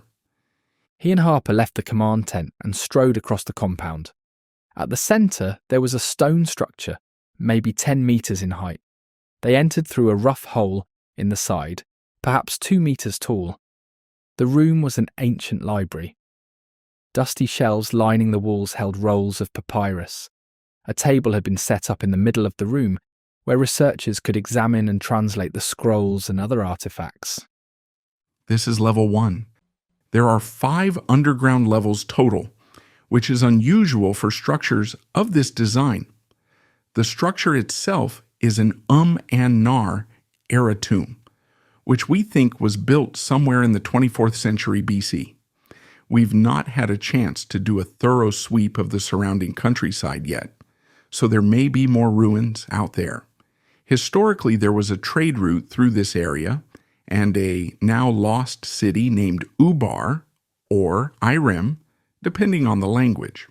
The desert eventually swallowed both the city and the trade route. Now, the scrolls we found here on Level 1 are written in a number of ancient languages. So far, we've identified Greek, Old Egyptian, Sumerian, and Akkadian. We've only begun translating. Anything about -1? Maybe. We're still working on translating. We've pulled all the records we can identify that we think might refer to -1 and are prioritizing those," Ford replied, gesturing to the several dozen scrolls littering the work table. He searched for a second, found a specific sheet of modern loose-leaf paper, and handed it over. "This is the translation of the only document in here written in Greek. Radiocarbon dating indicates it was the most recent addition to the library, from around 300 AD. "I will write in Greek so that any learned man who finds this place will understand. I am the last of the keepers, and I will be dead soon. The sands are taking this place, and perhaps it is for the best. The prisoner must not escape, and the gateway to the dark must never be opened. I do not think the gate can be moved, but who knows of the prisoner? Not even the gods could kill it, and it was only with their help that he was secured. Without the rituals, I do not know. Secure the door the best you can, and never move the stone." "That's charming," Harper remarked after finishing the note. "Yep. We don't know if that's talking about -1, but it could be. -1 wasn't the only thing held here." He paused. "Anyway, in the several rooms on Level 1, there are living quarters and Bronze and Iron Age weaponry for a relatively large contingent of individuals, possibly the keepers mentioned in the note. We only found 2 skeletons on this level, so we think the facility was abandoned over time. Ford led Harper down a flight of stone stairs, a long corridor with small stone cells stretched into the distance. This is level 2. According to the records, levels 2 and 3 were a prison for heretics and sorcerers. We didn't find any evidence of the cells being occupied. They seem to have not been used for perhaps 1,000 years before the structure was abandoned. Any idea who these heretics and sorcerers were? None whatsoever, Ford replied as the two men descended to level 4. We don't even know who the keepers were. Level 4 looked similar to levels 2 and 3, except there was more evidence of the Foundation's archaeological team. This is level 4, described by the records as a place for the abnormal. This appears to have been used up, though the facility's abandonment. What sort of abnormal? Well, we found a variety of skeletons in the cells here, which match several known SCPs. Dr. Bala has positively matched remains to what looks like SCP-439, SCP-610, and a couple of beasties that crawled out of SCP-354. Oh, don't worry, all the remains are completely inert, Ford said, seeing the mixture of concern and horror on Harper's face. There are also a number of skeletons unlike anything my team has seen before. From what we can tell, each cell was custom fortified for its occupant, unlike the cells in the upper levels. Sounds like someone doing our job. Ford nodded.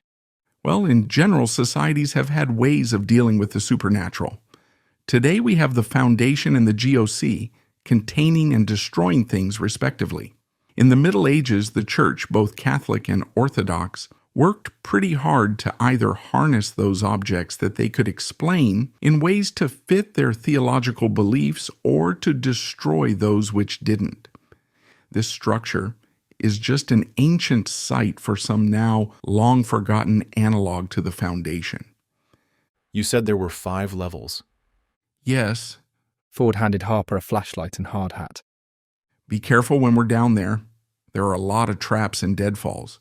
We think we've located and sprung or cleared them all, but I've lost 4 D-Class, 2 researchers, and a security guard, all since we initially thought we'd cleared them. Like something out of Raiders of the Lost Ark. Worse, Ford warned. Not only are these real and not movie magic, many of them are far more sophisticated than I've seen in any other tombs.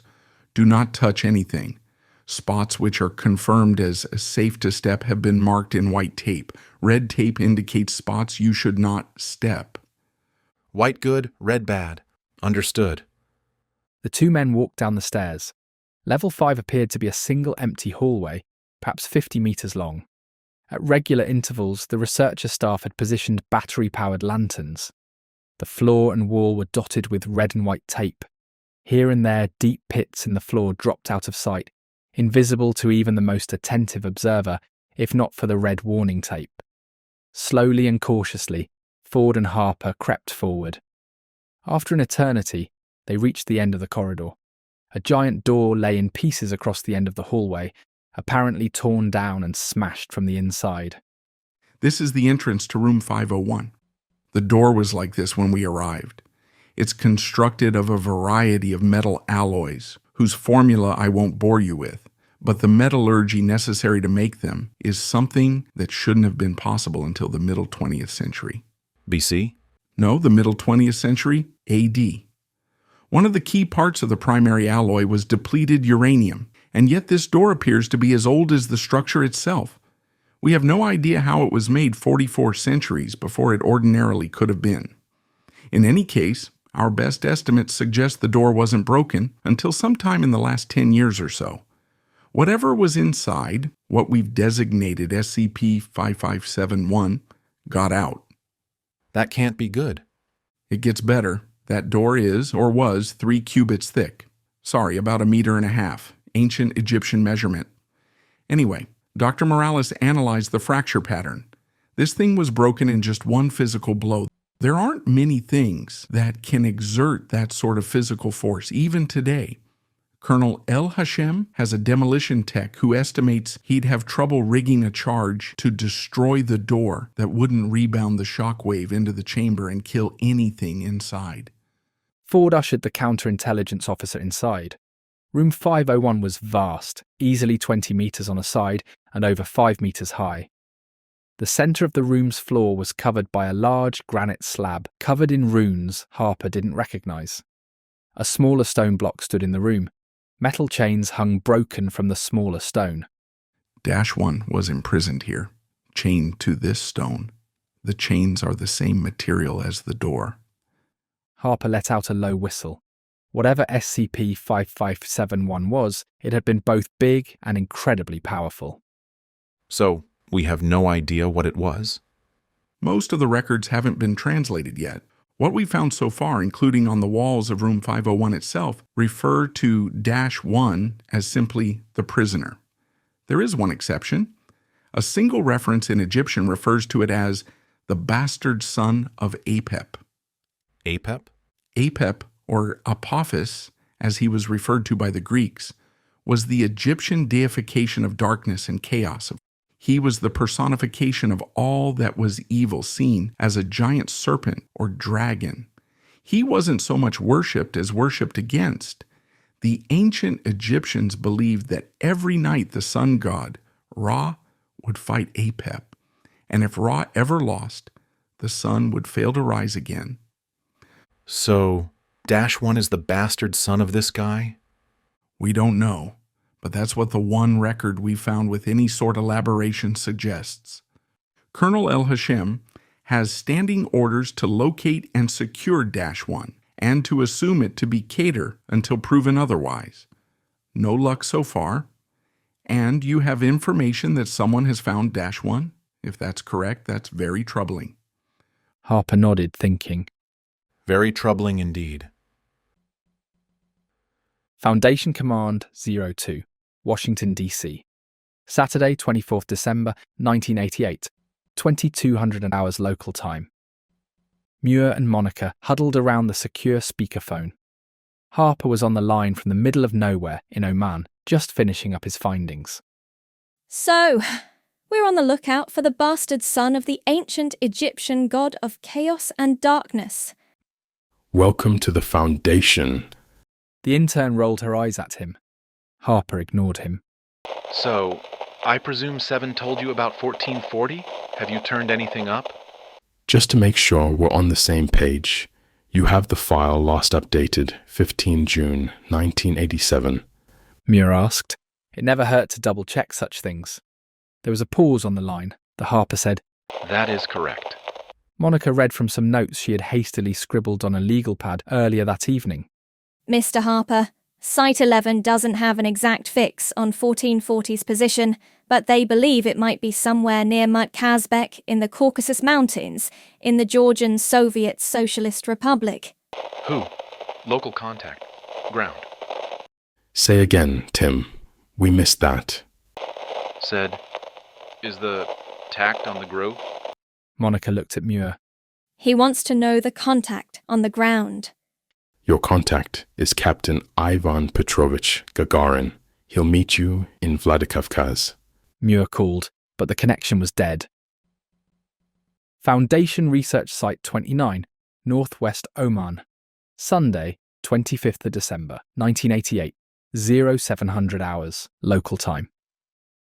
Troy? Monica? Yelled Harper into the secure radio set.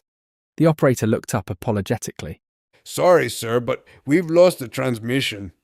Looks like a sandstorm is on the way, said another technician on the other side of the command tent. Coming in from the west, ETA 5 minutes. Harper looked at El Hashem and Ford. How long do these things last? Hard to tell. Could be hours. Harper hoisted his bag. Is the helo ready to go? Yes, but it'd be better to ride the storm out here, Ford cautioned. Harper started towards the tent's exit. Can't waste the time, he said over his shoulder as he stepped outside. To the east, a towering wall of sand rose kilometers high. Harper ran to the helicopter pad and gestured to the pilot to spin up the bird's engines. Within 60 seconds, they were airborne, racing back towards the city as the research site was engulfed by the sandstorm. Foundation Observation Post 302. Location redacted. Sunday, 25th of December, 1988, 0300 hours, Greenwich Mean Time. A red light blinked on and off, annoyingly insistent amongst a sea of green and blue, denoting the status of the Foundation's worldwide assets. Probationary Agent Johnson sat up and called up the associated status indicator. Johnson, on a bottom-of-the-barrel assignment, shipped off to the middle of nowhere straight out of training, only arriving the day before. Priority 2. Alert. Automated notification. Research Site 29 communications lost. Agent Marcus, we have a Priority 2. Research Site 29 just lost communications, Johnson said, worried. Calm down, Proby. Satellite I meant shows a sandstorm in that part of Oman. We've had problems every time one of those has come through since we set up shop a few months ago. Landline's still a work in progress. So you think the storm is disrupting the radio signal? Third time this week. Marcus replied, sipping his coffee. The system log any danger or distress codes before the signal went out? Johnson took a moment to call up the relevant data. No. Marcus smiled. Well then, Proby, it's probably nothing. Fire off a sitrep and form CL287 to HQ and Site 11. As per protocol, if the signal doesn't return after the storm clears, they'll send in an MTF. Johnson swallowed and nodded. If Agent Marcus wasn't too worried, she decided she shouldn't be either. Part 7. Welcome to Vladikavkaz. Beslan Airport, Vladikavkaz, Georgian Soviet Socialist Republic. Sunday, 25th of December, 1988, 1200 hours local time. Harper stepped off the Soviet Yakovlev Yak 42 passenger jet, expecting to walk to carry his bag to customs at the One Runway Airport's tiny terminal building. He did not expect to find himself face to face with a group of very angry Soviet airborne soldiers training assault rifles on him. A stern-faced captain with a thick moustache glared at him. «Он! Американский шпион! Арестуйте его немедленно!» shouted the captain. Translated, «He is an American spy! Arrest him immediately!» Harper realized the smartest thing to do was say nothing. The Foundation would find out soon enough and get him out of this mess. Two burly soldiers seized Harper's arms while a bag was thrust over his head. His wrists were handcuffed behind his back, and he was marched to a truck. The ride took about half an hour over some very bumpy dirt roads. Harper was pulled from the truck and half-marched, half-dragged into a building. He was placed in a rough wooden chair, and the bag was whipped off his head. The room was part of a wooden shack, dark and damp with a dirt floor. The smell of manure drifted in from outside. The mustached captain stood before him. «My apologies, Mr. Harper. The subterfuge was necessary to preserve appearances for my men, most of whom are conscripts who know nothing of the Foundation. Furthermore, O5 gave me strict orders that I have never heard of you, and you were never here," said the captain in flawless English. "I am Captain Ivan Petrovich Gagarin. Welcome to Vladikavkaz." He looked behind Harper at a very young lieutenant standing guard. «Снимите кандалы!» The guard reached down and undid the handcuffs. Glad to be here, Harper replied, massaging his wrists. What's the plan now? "I am interrogating the dangerous American spy along with an expert from the GRU," Captain Gagarin explained, pulling out a set of Soviet civilian clothes appropriate for a GRU staff officer and handing them to Harper. "Once we have finished, I will execute the cowardly capitalist pig and have my men bury him out back." He pointed at a misshapen bag about the dimensions of a grown man lying in the corner of the room. "Junior Lieutenant Strelnikov here will then take you, the GRU interrogation expert, back to the airport by way of wherever you need to go." The lieutenant nodded silently. Harper nodded and started changing into the offered clothing.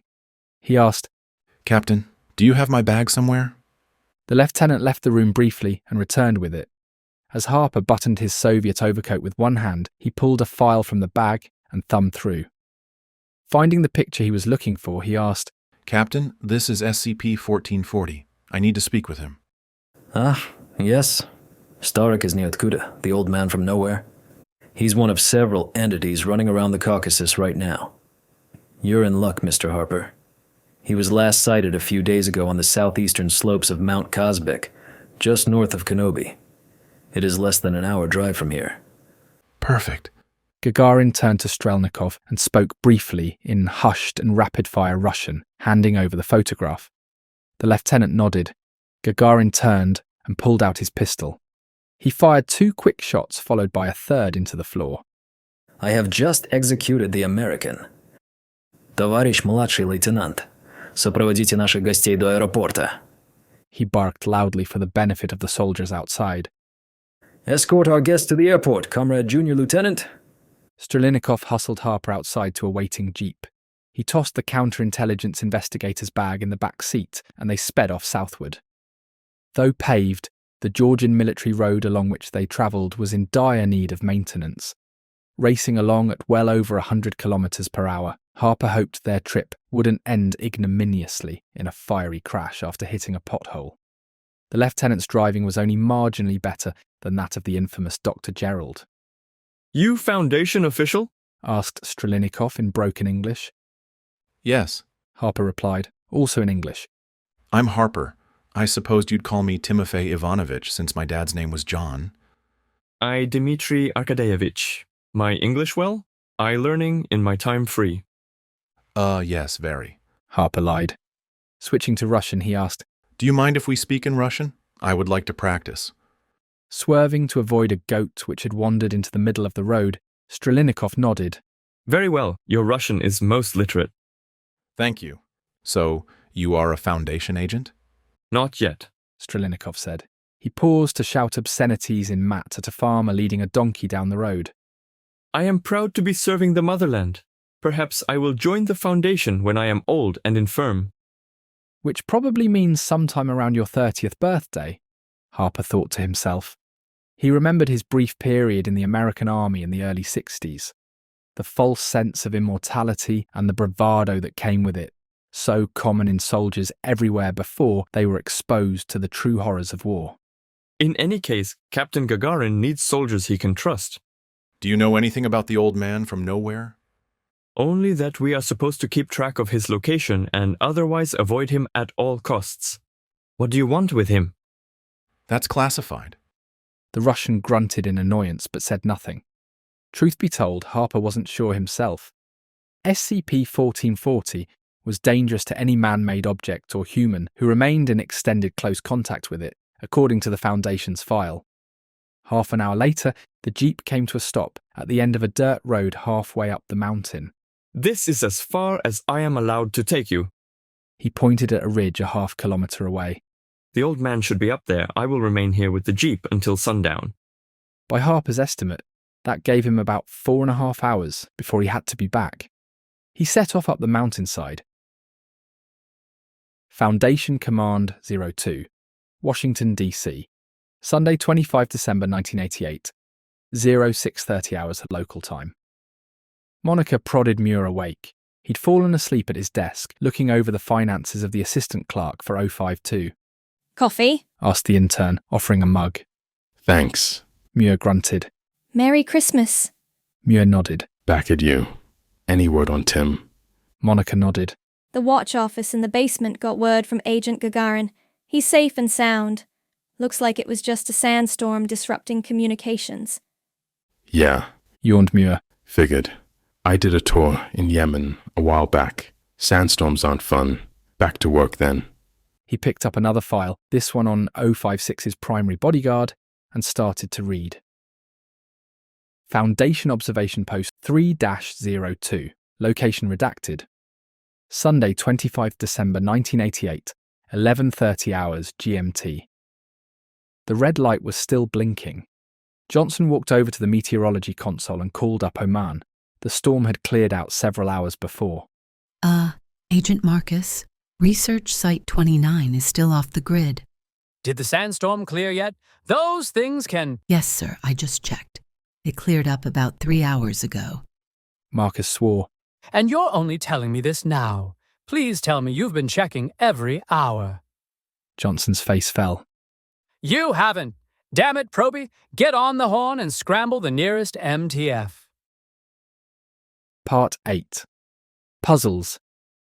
Mount Kazbek, Georgian Soviet Socialist Republic.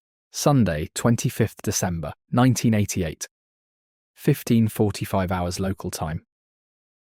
Harper found SCP-1440 seated cross-legged on a flat rock A worn set of playing cards arrayed before it. The old man from nowhere, as SCP-1440 was informally called in the folklore surrounding him, was a tired-looking old man with sad eyes, a deeply lined face, and a bristly silver beard. He wore the simple attire of a peasant, with a thick but fraying wool coat and a fur cap. His breath froze in his whiskers, conjuring up an image of Grandfather Frost in Harper's mind. Good day, Grandfather, Harper said in Russian. May I join you? The old man looked up. Good day. I have nothing to offer but a hard, cold rock to sit on, but if you wish to join me, you are welcome, he said in the same language. Harper couldn't quite place the accent. Though I suggest you may not wish to keep my company for long. Because of the three brothers. Indeed, the old man said, eyeing him shrewdly. Have we met before, my son? No, Grandfather, never before, though I have heard tales of you. Gesturing at the cards, he asked, What is this you play? Oh, merely a game to pass the time before I must continue on my journey. It is called Grandfather's Clock. I imagine, however, you did not seek me out in this lonely spot merely to discuss a card game. Harper nodded. This is true, Grandfather. I am a member of the Foundation. Again you seek me out? After the pestilence and destruction that followed me to you? You failed to kill me when I came to you before, and you tempted me with a cure for my condition. You cannot cure a man who is cursed by the three brothers of death themselves. Forgive me, Grandfather, but who mentioned a cure? I merely wish to ask you questions. So you know nothing of the woman? The old man said, frowning. What woman? A young pretty thing, the old man replied, staring into memory. Dark hair, with a face like a hawk and eyes like a wolf. She came to me not a week ago, offering me a cure for my condition. If I went with her to the city, I declined. I must bear this curse, but I do not wish it upon mankind. What happened next? She went away, like everyone always goes away. A tear ran down his cheek and disappeared into his beard. I cannot stay long, but I think I can stay long enough that we might eat and drink together, Grandfather. A weary smile lifted the corners of the old man's moustache as Harper produced a bottle of vodka, some sliced roast beef, and a small handful of candies from his bag. And so the two sat and ate and spoke of random things in the cold mountain air of the Caucasus for nearly an hour, before Harper took his leave to return to Strelinikov and the Jeep. 0511's personal vacation cabin, Maine. Sunday, 25th of December, 1988, 0659 hours local time. The Foundation's 11th overseer was a portly African-American in his 70s. He had worked his way up through the Foundation's Temporal Sciences department before eventually being promoted to overseer. Like all of the overseers, 11 had been paying close attention to the counterintelligence investigation that 7 had been directing. Always known for his carefully thought-out opinion, 11 was one of the swing votes on the 05 Council, mediating between the faction that wanted to pursue caution, aware of the dangers a counterintelligence fishing expedition that could turn into a witch hunt, and the faction that wanted to aggressively dismantle what could be one of the most major conspiracies in Foundation history. 11 had kept his comments to himself during the several emergency meetings that had occurred in the past week, in no small part because he himself was unsure of what course to pursue. He was out of his element with all the cloak and dagger hall of mirrors shit. No, he preferred dealing with simple, scientific problems, like how to keep the Foundation's several dozen space-time altering objects from causing a cascading, reality-destroying paradox. 11 had never been particularly good at remembering his medication, especially when he was under stress. His doctor had complained about his high blood pressure, and, as usual, 11 had paid lip service by taking the prescribed medication. When he remembered, the combination of age, high blood pressure, stress, and a family history of heart disease meant that the elderly gentleman would never awaken this Christmas morning, having expired of a heart attack in his sleep. At precisely 700 hours, 11's bodyguard entered his room to wake his principal. When 11 failed to rouse, the bodyguard checked for a pulse and then issued a code red over his radio to the security staff in attendance. The Foundation had lost a second overseer in less than a week. Interlude. 0511 is dead. That was not part of the plan, but it may yet be useful. Is the operation in Oman complete? Yes, Our forces left one survivor. He is not one of ours, but he will be suspected. And what of the creature? Our experts believe we have what we need. It will only be a matter of time. Good. Move the timetable forward. The game's afoot. Beslan Airport, Vladikavkaz, Georgian Soviet Socialist Republic. Sunday, 25 December 1988, 1800 hours local time. Harper was about to board his flight to Bonn when Captain Gagarin ran up to him, holding an envelope. This just came in secure from command. Harper thanked him and tore it open. It was a message from 05-7 to Harper from 05-7. Message follows. 0511 dead, suspect conspirator involvement. RS-29 overrun by forces unknown. Dr. Ford only survivor. Suspect Ford is traitor, in transit to Command 02 for questioning. Recommend immediate return to Command 02 for consultations. End message. I guess I'm going to Washington, Harper thought, pocketing the message. Comrade Gagarin, please call ahead to Bonn to arrange for a connecting flight to Washington, D.C. Gagarin saluted smartly and set off. The plot thickens, Harper thought. The game's afoot. Follow your spirit, and upon this charge, cry God for Harry, England, and St. George. Part 9. Assassination. Global Occult Coalition. North American Regional Headquarters, Washington, D.C. Sunday, 25th of December 1988, 10:30 hours, local time. Like much of official Washington, the GOC's Washington headquarters building was only staffed by a relatively small caretaker shift on this cold Christmas morning. Of course, there is always some crisis brewing somewhere, and today was no different. The staff that was on duty had realised something important was going on when Regional Director Strauss and Regional Deputy Director Bain had arrived bright and early on their day off. This realisation was reinforced when 3 more individuals arrived at the nondescript, foggy bottom office building. Many people in both organisations realised that the Global Occult Coalition and the Foundation had a complicated relationship. Both had some level of semi-official recognition of their jurisdiction over paranormal affairs, especially in Europe and North America. Both were usually adversarial to the other players on the field, and this shared stance sometimes led to cooperation, though it just as often led to disagreements born out of the two organisations' different philosophies. What most people did not realise, for it was a secret known only to fewer than 100 individuals in either organisation, was that there were official liaison officers who oversaw all officially sanctioned joint efforts. Much like ambassadors between hostile countries, these liaison officers served as a useful pipeline for dialogue and were accordingly afforded what essentially amounted to diplomatic immunity. In no way were these 2 liaison officers the only individuals in either organisation to interact. There were, of course, plenty of grey and black dealings handled informally by field personnel, but the liaisons offered the administration of both groups the ability to formally discuss matters of mutual concern. As such, the guards manning the security checkpoint in the lobby of the GOC's Washington headquarters building were unsurprised to see the relatively familiar sight of Foundation Liaison Officer Rhodes. They were surprised by the 2 people with Rhodes, a petite Japanese woman whom they recognised as the Foundation's 3rd overseer, and her powerfully built bodyguard. 05-3 was the young heiress to a powerful Japanese mining conglomerate who had opted to work for the Foundation rather than the family business. A financial and administrative genius, 3 had more than doubled the revenue of the several front companies she had managed for the Foundation prior to her promotion to overseer. The Foundation personnel were escorted to a top-floor conference room where GOC directors Strauss and Bain were already waiting, along with their own bodyguards. Handshakes and pleasantries were exchanged, and all sat to begin their business.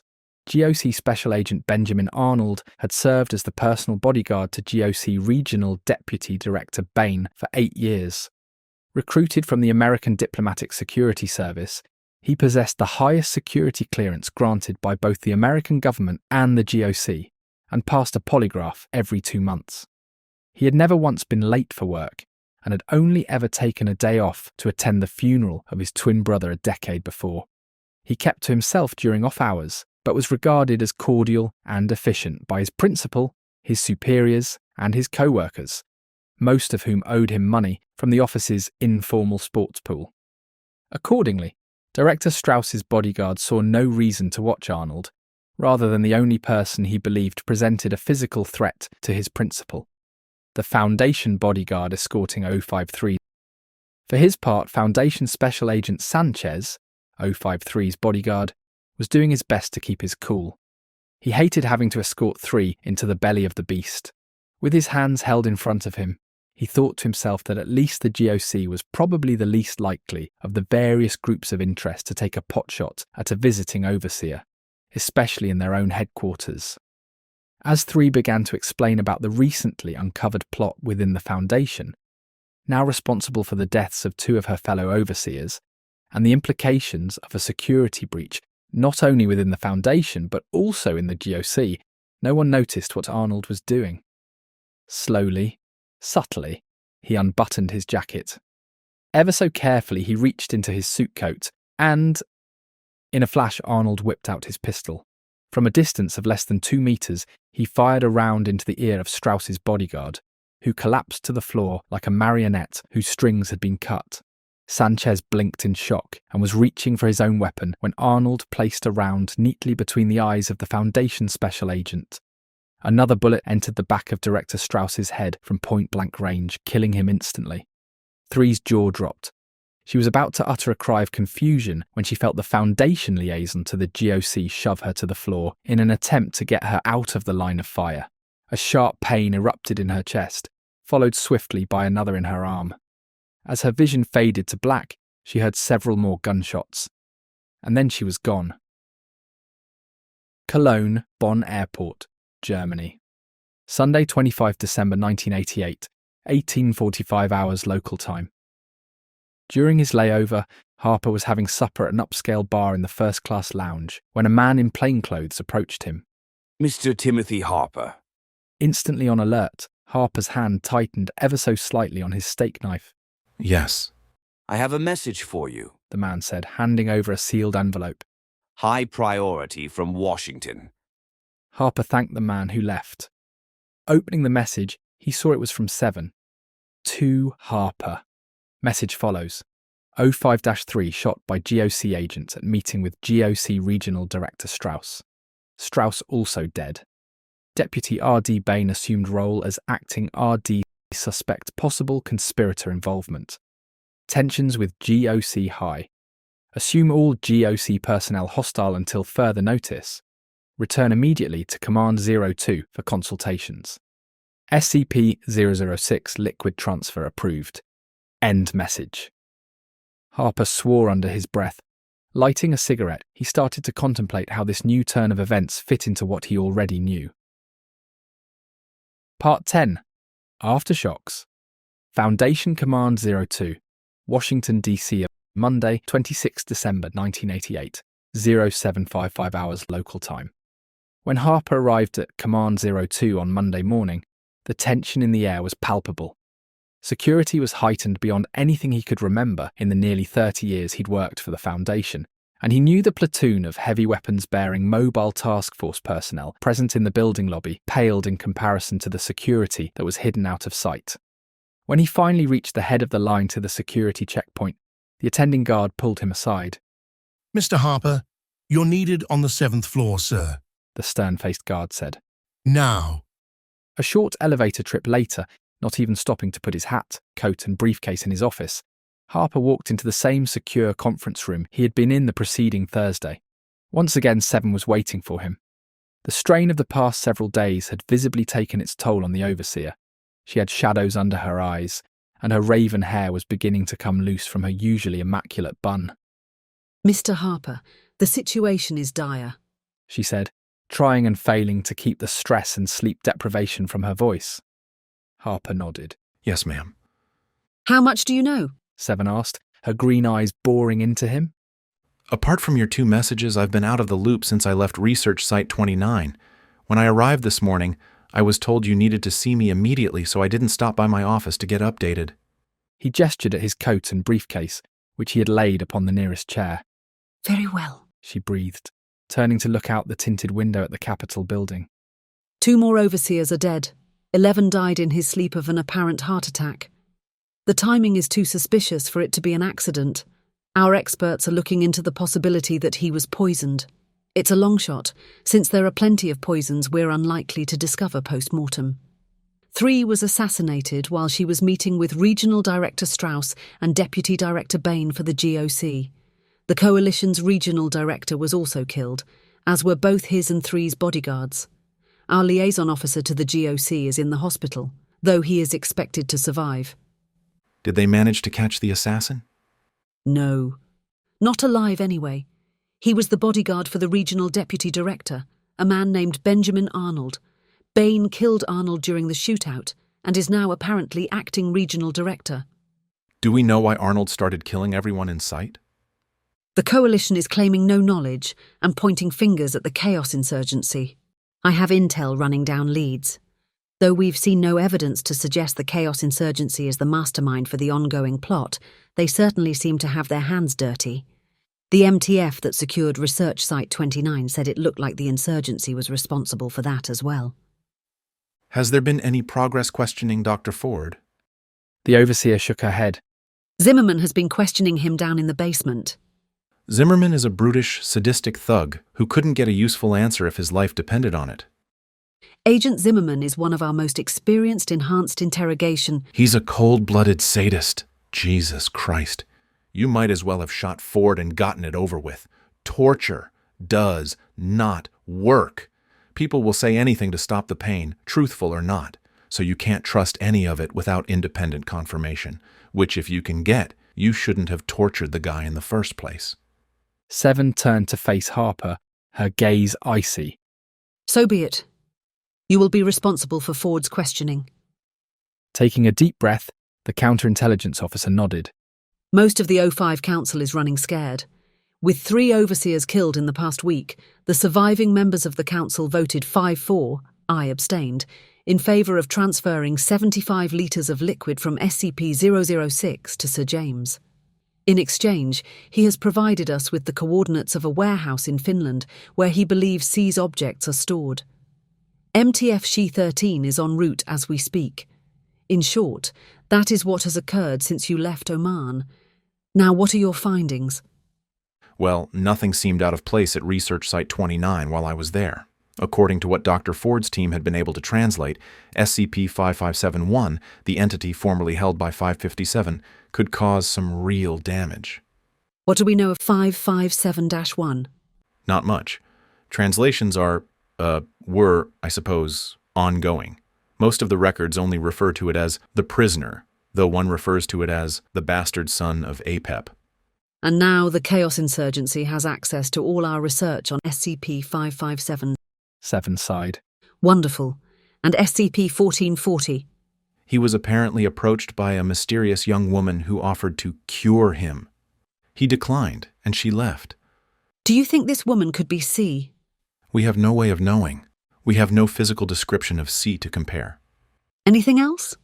Shaking his head, Harper replied, No, ma'am. Very well, and that will be all. Keep me informed. I want status updates every time you have a major new development. Harper nodded, collected his coat and left. Helsinki Waterfront, Finland. Monday, 26 December 1988, 1500 hours local time. Foundation Armed Rapid Response Task Force, She-13 sped through the heavily falling snow across the icy waters of Helsinki's harbour. In their winter camouflage and white-grey speedboats, only the most perceptive of observers would have been able to see them through the blizzard, and their boats' engine sounds were indistinguishable from the port's usual traffic. They had deployed from the SCPS Kraken, which waited out in international waters. Agent Price, She-13's executive officer and field commander, knew only slightly more than his men. Orders from the High Muckety-Mucks had come down instructing his team to secure a waterfront warehouse at a set of GPS coordinates that turned out to be in the Finnish capital. Apparently, some member of MC&D had a stash of artifacts stolen from the Foundation there. That is, if the little vague intelligence he'd been given was correct. Resistance was expected to be somewhere between non-existent and heavy, the report had indicated. Right, that was helpful, Price thought. A month and a half earlier, the United States government formally acknowledged that the aerospace corporation Lockheed Martin had designed and built a single-seat, twin-engine stealth ground attack aircraft for the USAF, designated the F-117 Nighthawk. Production numbers would remain classified for years to come, but those with clearance into the program knew that a total of 64 Nighthawks had been built, with 5 prototypes and 59 production versions. At least that's what the Department of Defense's numbers recorded. In fact, Lockheed had built another 5 production versions under secret contract for the Global Occult Coalition. Unbeknownst to Agent Price, or anyone else in Helsinki for that matter, one of the GOC's Nighthawks was lining up for a bombing run on the warehouse E-13 was rapidly approaching. With a radar cross-section equivalent to a large bird, not even the Finnish Air Defence Forces realised the presence of the intruder. Lombardi, bring us alongside the dock, barked Price. C-13 speedboats raced in formation towards the target. The GOC F-117 opened its bomb bay doors. 2 GPS-guided thermobaric weapons, more commonly known as fuel-air bombs, each weighing in at 1,150 kilograms, or 2,500 pounds, fell silently towards the warehouse. The Foundation speedboats slowed abruptly as they reached the dock. The troops were about to leap ashore when the Nighthawk's bombs reached their target. Thermobaric weapons consist of a container of fuel and 2 separate explosive devices. When the bombs entered the warehouse by crashing through the metal roof, the first explosive charge on both bombs burst open the fuel container. The fuel, now free to mix with atmospheric oxygen, was rapidly accelerated outward in all directions, creating a cloud which almost completely filled the interior of the warehouse, flowing around the crates stored within and the small security force concealed inside to protect the stored goods. A fraction of a second later, the second explosive charge for each bomb went off. These explosives, though tiny by themselves, detonated the now oxidized cloud of fuel. The fireball, reaching temperatures well in excess of 2,500 degrees Celsius, incinerated the warehouse's contents and inhabitants in 50 milliseconds, 1/8 of the time required for a human to blink.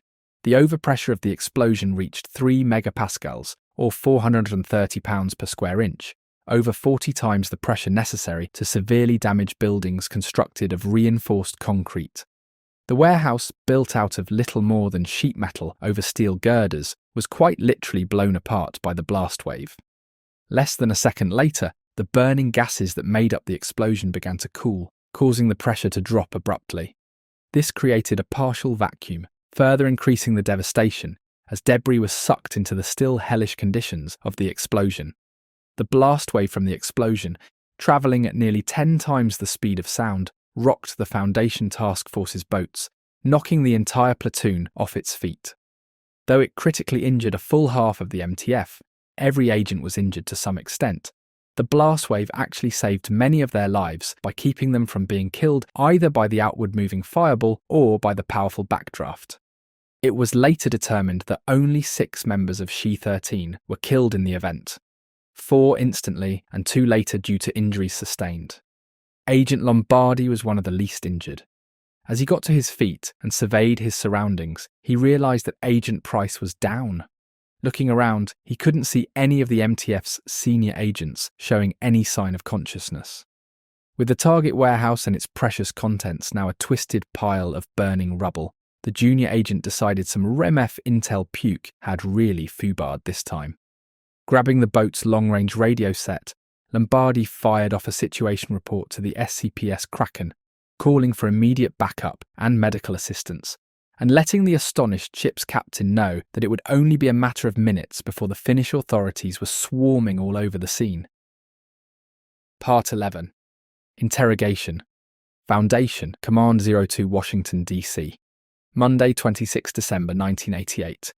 0830 hours local time. Harper had only just removed his coat and set down his briefcase when Monica walked in, holding a message. Flash traffic from Finland, Mr. Harper. She-13 reached C's warehouse in Helsinki, only to have it blow up in their faces. Muir swore loudly. Harper pursed his lips and said, "Have the watch office keep us apprised of the situation." Monica nodded and left. Harper turned to Muir. "Feel like doing an interrogation?" Sure. Muir replied, pulling his artificial leg off his desk with a dull thunk. Who are we talking to? Nick Ford.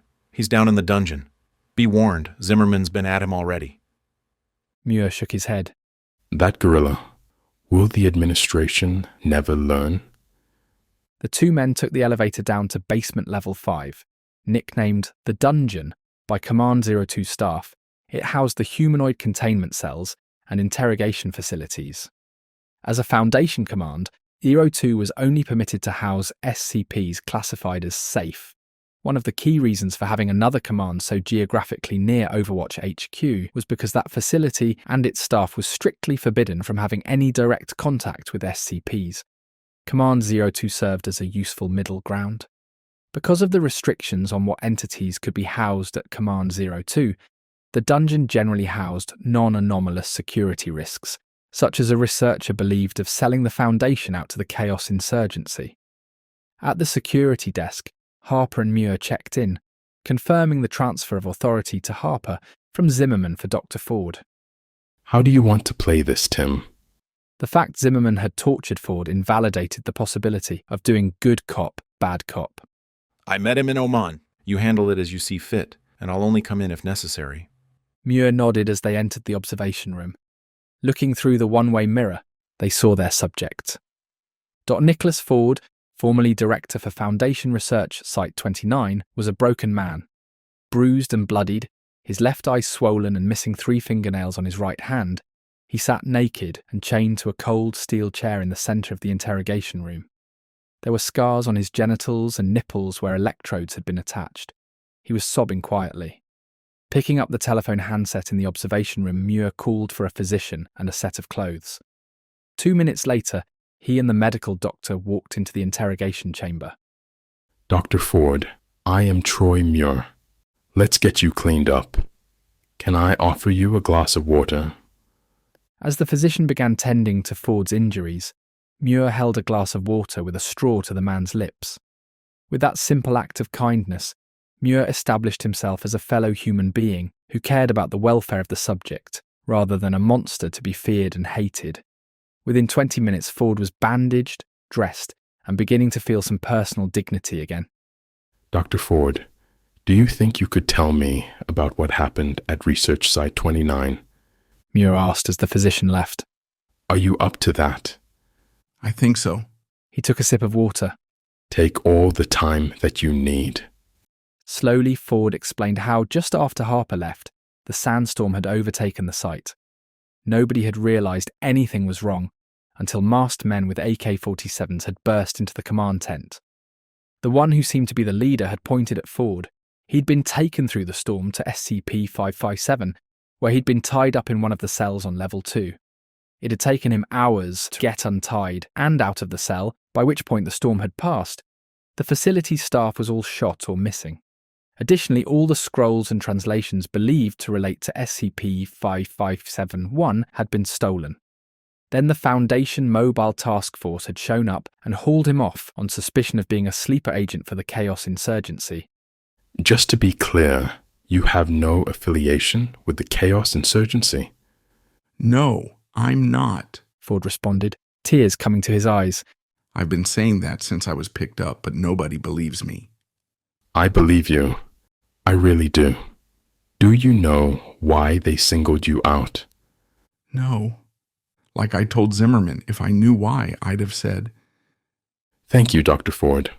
I need to go now to work on clearing this whole thing up. Okay? Ford, still crying, nodded tiredly. Leaving the room, Muir ordered the guards to take Ford back to his cell, but to treat him with all due respect and kindness. The old adage was right. Honey gets one farther than vinegar. Torture, while very effective at getting prisoners to sing like canaries, never ever produced good, actionable intelligence. Though Hollywood and writers of pulp spy thrillers insisted on perpetuating the myth to the contrary, students of the history of espionage and interrogation knew that this had always been the case. Not even the Nazis or the Soviets had been able to effectively make it work, efficient as they were at methodically inflicting pain without killing the subject. Unless the goal was to physically and psychologically scar the subject, while turning the interrogator into a callous, unfeeling monster, both of which amounted to actions more punitive than interrogative, there was no reason to torture someone. And yet the Foundation sometimes tried to get information with it anyway. One more thing I'll change if I'm ever an overseer, Harper thought to himself. Not that that was likely to happen.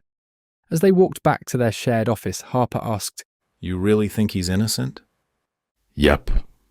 Old trick, Troy. Leave one innocent alive to throw the investigators off the trail of the real stooge. Part 12. Endgame. The Mall, Washington, D.C. Monday, 26 December 1988, 11:30 hours local time.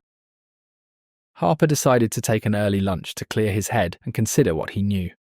Since Muir's interrogation of Ford, he'd learned the Foundation had managed to cover up the warehouse explosion in Finland as the result of improperly stored volatile materials.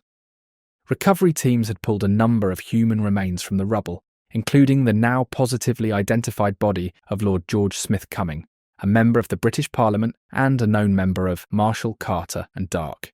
Forensic accountants employed by at least 6 different agencies, of course including the Foundation, were already examining the late Lord's finances. The preliminary evidence was promising. By all appearances, the elusive sea was no longer a concern. Harper had his doubts, but no corroborating evidence to back up his gut feeling. As Harper strode past the Smithsonian Castle, munching on a sandwich bought off a food truck, he was approached by a boy no older than 12.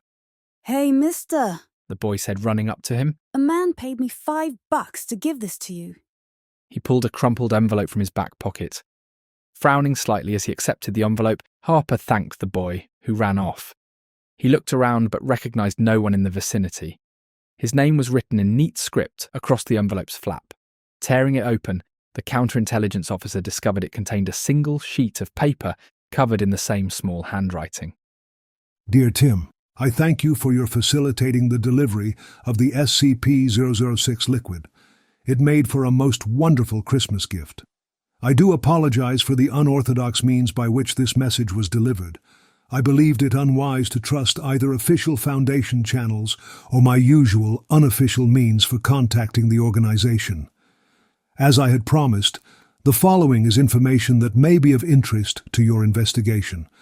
First, as I have already informed the Foundation through official channels, I believe a number of items possessed by C are located in a warehouse on the waterfront in Helsinki, at 64161N, 24903E. Unless it has been moved sometime in the last 24 hours, you will find the chest, explosive coins, and map there. I give you fair warning that it is quite likely that the Global Occult Coalition knows this, though I did not provide them with the information. Accordingly, I would recommend that your recovery forces exercise haste. By the time you receive this message, the Coalition will certainly have taken steps to deal with the items in question. Second, someone very powerful within the Foundation is a key conspirator, perhaps even the linchpin of the entire plot. I implore you to trust no one, and to be careful when using official lines of Foundation communication. While my sources suggest that neither of your 2 associates, Mr. Troy Muir nor Ms. Monica Daniel, is involved, it is most certainly possible that my information regarding this conspiracy is incomplete. It is possible anyone could be involved, even someone you have every reason to trust. Third, though I am certain you already suspected this, the Foundation is not the only institution whose highest levels have been infiltrated. My information suggests there are key conspirators in the Foundation, Global Occult Coalition, the Chaos Insurgency, and Marshall, Carter, and Dark. I do not have information to indicate any other organizations contain high-level conspirators rather than simple agents in place for intelligence-gathering purposes. My sources indicate that Special Agent Harry Granger of the GOC is unlikely to be a witting conspirator should you require assistance from that organization, though I can neither guarantee his cooperation nor his loyalty. By this point, I imagine you are wondering why someone in my position, with information such as this, would not be doing everything in my power to prevent the success of this conspiracy. While you have no reason to trust me, and considering the game underfoot every reason to not, I beg your indulgence to allow me to offer 2 possible explanations. It is an unwise investment strategy to give information for nothing when one can receive payment for it, and I am, in point of fact, doing that which is within my power to disrupt this conspiracy. I am providing you this information and taking my own actions to prevent an outcome which would be, shall we say, problematic. Of course, you are free to believe what I have told you or not, but I would be a rather destitute information dealer if my clients could not trust my word. This brings me to my fourth piece of information, the conspiracy's goal. We live in a complex and intricate world. Even if the preternatural were nothing more than the fairy tales and horror stories, the world at large believes them to be, thereby reducing the world's complexity significantly. It would be foolish and arrogant for any individual or small group of persons, no matter how powerful, to believe they could dominate and control the globe. The conspirators know this and have set their sights lower. The world at large is separated from life as the informed few know it by a veil. This veil is maintained by a variety of organizations with a variety of motives. It always has been, and it is entirely possible it always will be. Even chaotic and anarchic groups, when provided with access to true paranormal, have a tendency to maintain this veil, if for no other reason as to ensure the continued separation of the haves and have-nots, with themselves securely in the former category. In a way little different from the tremendous power afforded those few with the resources to split the atom, the preternatural is a source of power capable of inspiring both awe and terror. It is this power, this awe and terror, I believe the conspirators seek, the capacity to control, if not the world, then the world behind the veil. That concludes the information the Foundation purchased when it provided me the liquid from SCP-006. I have 2 more pieces of information to provide to you, and you alone. If you should choose to disregard my above advice and disclose the aforementioned, I beseech you to not reveal that I have told you what follows. Your family's death was not accidental. Investigate the Roosevelt family. May your continued investigation be met with the best of luck. If I can provide further assistance on this or other matters, do not hesitate to contact me, either directly or by leaving a message for me at the Diogenes Club in London. I have confidence in the club's discretion in passing secure communications. Most sincerely, James Mycroft. Harper was so taken aback by the letter's contents that he scarcely wondered how on earth the eccentric mathematics professor had known that he'd be walking past a particular building at a particular time, given his recent extensive travels. Placing the note in his pocket, he lit a cigarette and walked back to Command 02. Muir and Monica looked up to see Harper enter the office. Without a word, he grabbed a sheet of paper and a pen and scribbled, "Assume office bugged. Move to tank." Silently, the two nodded. Picking up the several boxes of relevant files, the 3 of them moved to a room deep in the bowels of the building.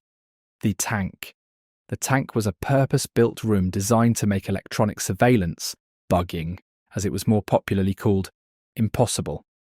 A variety of active and passive measures were in place, blocking both conventional electronic listening devices and several known anomalous listening techniques. Swept daily, it could be reserved by personnel with Level 4 or Level 5 clearance who were handling particularly sensitive classified materials. After all the files had been transferred, Harper turned to Monica. I need you to run up to the Daily Building in Judiciary Square and pull DC Metro's investigation file on a fatal car crash that happened on 25 December 1978 at DuPont Circle. On it, she said, not questioning the significance of a 10-year-old traffic accident to their current investigation. She fished in her bag for the fake credentials identifying her as a junior agent for the Federal Bureau of Investigation and left. What's going on, Tim? Producing the note from his pocket, Harper said, A cutout gave this to me at lunch. After carefully reading the note, not once but twice, Muir let out a low whistle. This complicates things. Want me to dig through what we have on the GOC and Chaos Insurgency to see if I can turn anything up? Harper nodded. Sure. Focus on those likely to be involved with anything either unusual or related to the Foundation. The investigation file I sent Monica after was for the crash that killed your family, Muir finished. I knew the date sounded familiar. When she gets back, I'll have her cross-reference the file with everything we've pulled relating to this investigation, Mycroft wouldn't have given you that information if it didn't pertain to this somehow. I figured he wasn't just being nice. I'll go pull the Foundation's records on the Roosevelts. That required a trip down to Central Records, a cavernous labyrinth of yellowing documents larger than most libraries, located in the bottom 4 floors of the basement. Only Level 5 personnel were permitted to freely traverse the stacks, and in some areas even they needed an escort. Harper thumbed through the card catalogue, locating the reference numbers for each personnel or person of interest file for individuals from the Roosevelt family. As it turned out, there were a large number of relevant individual files, plus a collective file on the entire family. He wrote the numbers on an index card and set off to locate the files. After a productive 45 minutes of searching, Harper returned to the tank with a thick stack of files. Muir and Monica were already hard at work poring over their own files, so Harper set down his materials and got to work. The collective file on the family included a detailed genealogy of the Roosevelt family, reaching back to the 2 patriarchs, Johannes, head of the Oyster Bay branch of the family, and James Jacobus, head of the Hyde Park branch. Each family member's dates of birth and death, marriages, occupations, and descendants were listed, as was whether or not there was an individual file for that person. The first individual file on the stack was for Theodore Roosevelt, specifically the one living between 1855 and 1919, as Theodore was a name that appeared many times in the family tree. Best known to the world at large as the 26th President of the United States, he had also been a friend to the Foundation during the organization's early days in the late 19th century. There were a number of rumors that floated around about him from time to time, that he had helped push the United States into the Spanish-American War on behalf of the Foundation, that the Foundation opposed his being made vice president, which would have gotten him out of the way politically had McKinley not died, that the Foundation helped make him vice president, and that McKinley was shot on Foundation orders to place him in power, even that he was a member of the Foundation, and plenty of other often contradictory speculation. The truth was in the file Harper held in his hands. Of course, none of what was in the file turned out to be particularly relevant to the details of the investigation at hand, even if TR was involved in a war the Foundation had fomented with a device used 90 years later to kill an overseer. The second file, oddly enough, was completely empty. The name was Cornelia Roosevelt, and according to the collective file on the family, she was the daughter of James Alfred Roosevelt, the older brother of TR's father. The information relating to Cornelia was also, for the most part, missing from the genealogy in the family file. Harper set aside the file, scribbling a question mark in his notes next to her name. Franklin D. Roosevelt, 1882-1945, 32nd President of the United States, Assistant Secretary of the Navy, 1913-1920, had dealings with the Foundation as ASN during the First World War and as President during the Second. Eleanor Roosevelt, 1884-1962, niece to Theodore, wife of Franklin D., and First Lady of the United States, person of interest with no direct dealings to the Foundation. Theodore Roosevelt Jr., 1887-1944, son of TR, Brigadier General in the United States Army, Assistant Secretary of the Navy, Governor of Puerto Rico, 1929-1932, Governor General of the Philippines, 1932-1933, had numerous dealings with the Foundation in each capacity. Harper found it interesting that a total of 5 members of the extended Roosevelt clan had served in the post, considering the significance the position had held as a conduit between the early Foundation and the American government. The number of Roosevelts who had interacted with the Foundation made some degree of sense. Theodore Douglas Robinson, 1883-1934, nephew of TR and Assistant Secretary of the Navy, 1924-1929, had dealings with the Foundation as the ASN and suspected of being one of the first supporters of the Chaos Insurgency. Henry Latrobe Roosevelt, 1879-1936, third cousin to the TR and Assistant Secretary of the Navy, 1933-1936, fought in the Spanish-American War and had dealings with the Foundation as the ASN. Henry Latrobe was also suspected of having sympathies to the Chaos Insurgency. Harper wondered whether Theodore Robinson's and Henry L. Roosevelt's alleged chaos insurgency sympathies had resulted in the Foundation both the distancing of the organization from the office of the Secretary of the Navy and for some of the hostilities that would later arise between the American military and the organization. Cornelius Van Schack Roosevelt, born 1915, son of Theodore Roosevelt Jr., Foundation agent embedded within the Central Intelligence Agency, served as the head of CIA's Technical Division from 1960-1961. He was part of the joint CIA and Foundation MKUltra project and was listed as having been one of the primary advocates within CIA of attempting to poison Fidel Castro on behalf of the Foundation. He'd since retired, and the file gave Harper no reason to believe he was involved in the current conspiracy. Kermit Roosevelt Jr., born 1916, grandson of TR and cousin to Cornelius Van Schack, Foundation agent embedded within the CIA. Kermit Jr. had coordinated the 1953 Iranian coup, another joint CIA Foundation operation. Though retired by the 1979 Iranian Revolution, Kermit Jr. still occasionally consulted with the Foundation as an expert on the army of the Guardians of the Islamic Revolution. Archibald Bullock Roosevelt Jr., born 1918, grandson of TR and cousin to Cornelius Van Schack, and Kermit Jr., United States Army Intelligence, CIA officer. Though never a formal member of the Foundation like his cousins, Archibald Bullock Jr. was listed as having been a friend to the Foundation throughout his entire career, including during his service in North Africa, Iraq and Iran, and as CIA Chief of Station in Istanbul, Madrid and London. There was a note stating that he had refused to assist the Foundation when it was at odds with the CIA, as well as refusing to supply classified documents without official approval from the CIA and Foundation liaison. He was now retired, having recently published a memoir. Tim, we have something, Monica said, interrupting Harper's genealogical and biographical thoughts. He walked over to where Monica and Muir sat. The drunk who killed your family.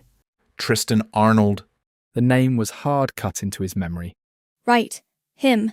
His parents died in a house fire when he and his twin brother were 6, after which the two of them went into foster care. Now, as adults, their lives diverged substantially, both enlisted in the army. Tristan was dishonorably discharged and lived the remainder of his life out of a bottle. His brother, Benjamin, on the other hand, was honorably discharged after 2 tours, then went to work for the State Department's Diplomatic Security Service as a bodyguard. That is, until he was transferred to the Global Occult Coalition, where he loyally served as the personal bodyguard for Regional Deputy Director Bain, until deciding to go on a shooting spree yesterday, killing GOC Regional Director Strauss and 053. Harper looked from Muir to Monica. So the brother of the man who killed my family 10 years ago is yesterday's assassin? I mean, it's a small world, but this can't be a coincidence. She handed over 2 photographs. One, a yellowing newspaper clipping, showed a somber man at Tristan's funeral. The other was a security camera still that showed the same man 10 years later, wearing an earpiece and sunglasses as he ushered Bowen into a building. After my family died, I stopped turning down the promotion to section chief.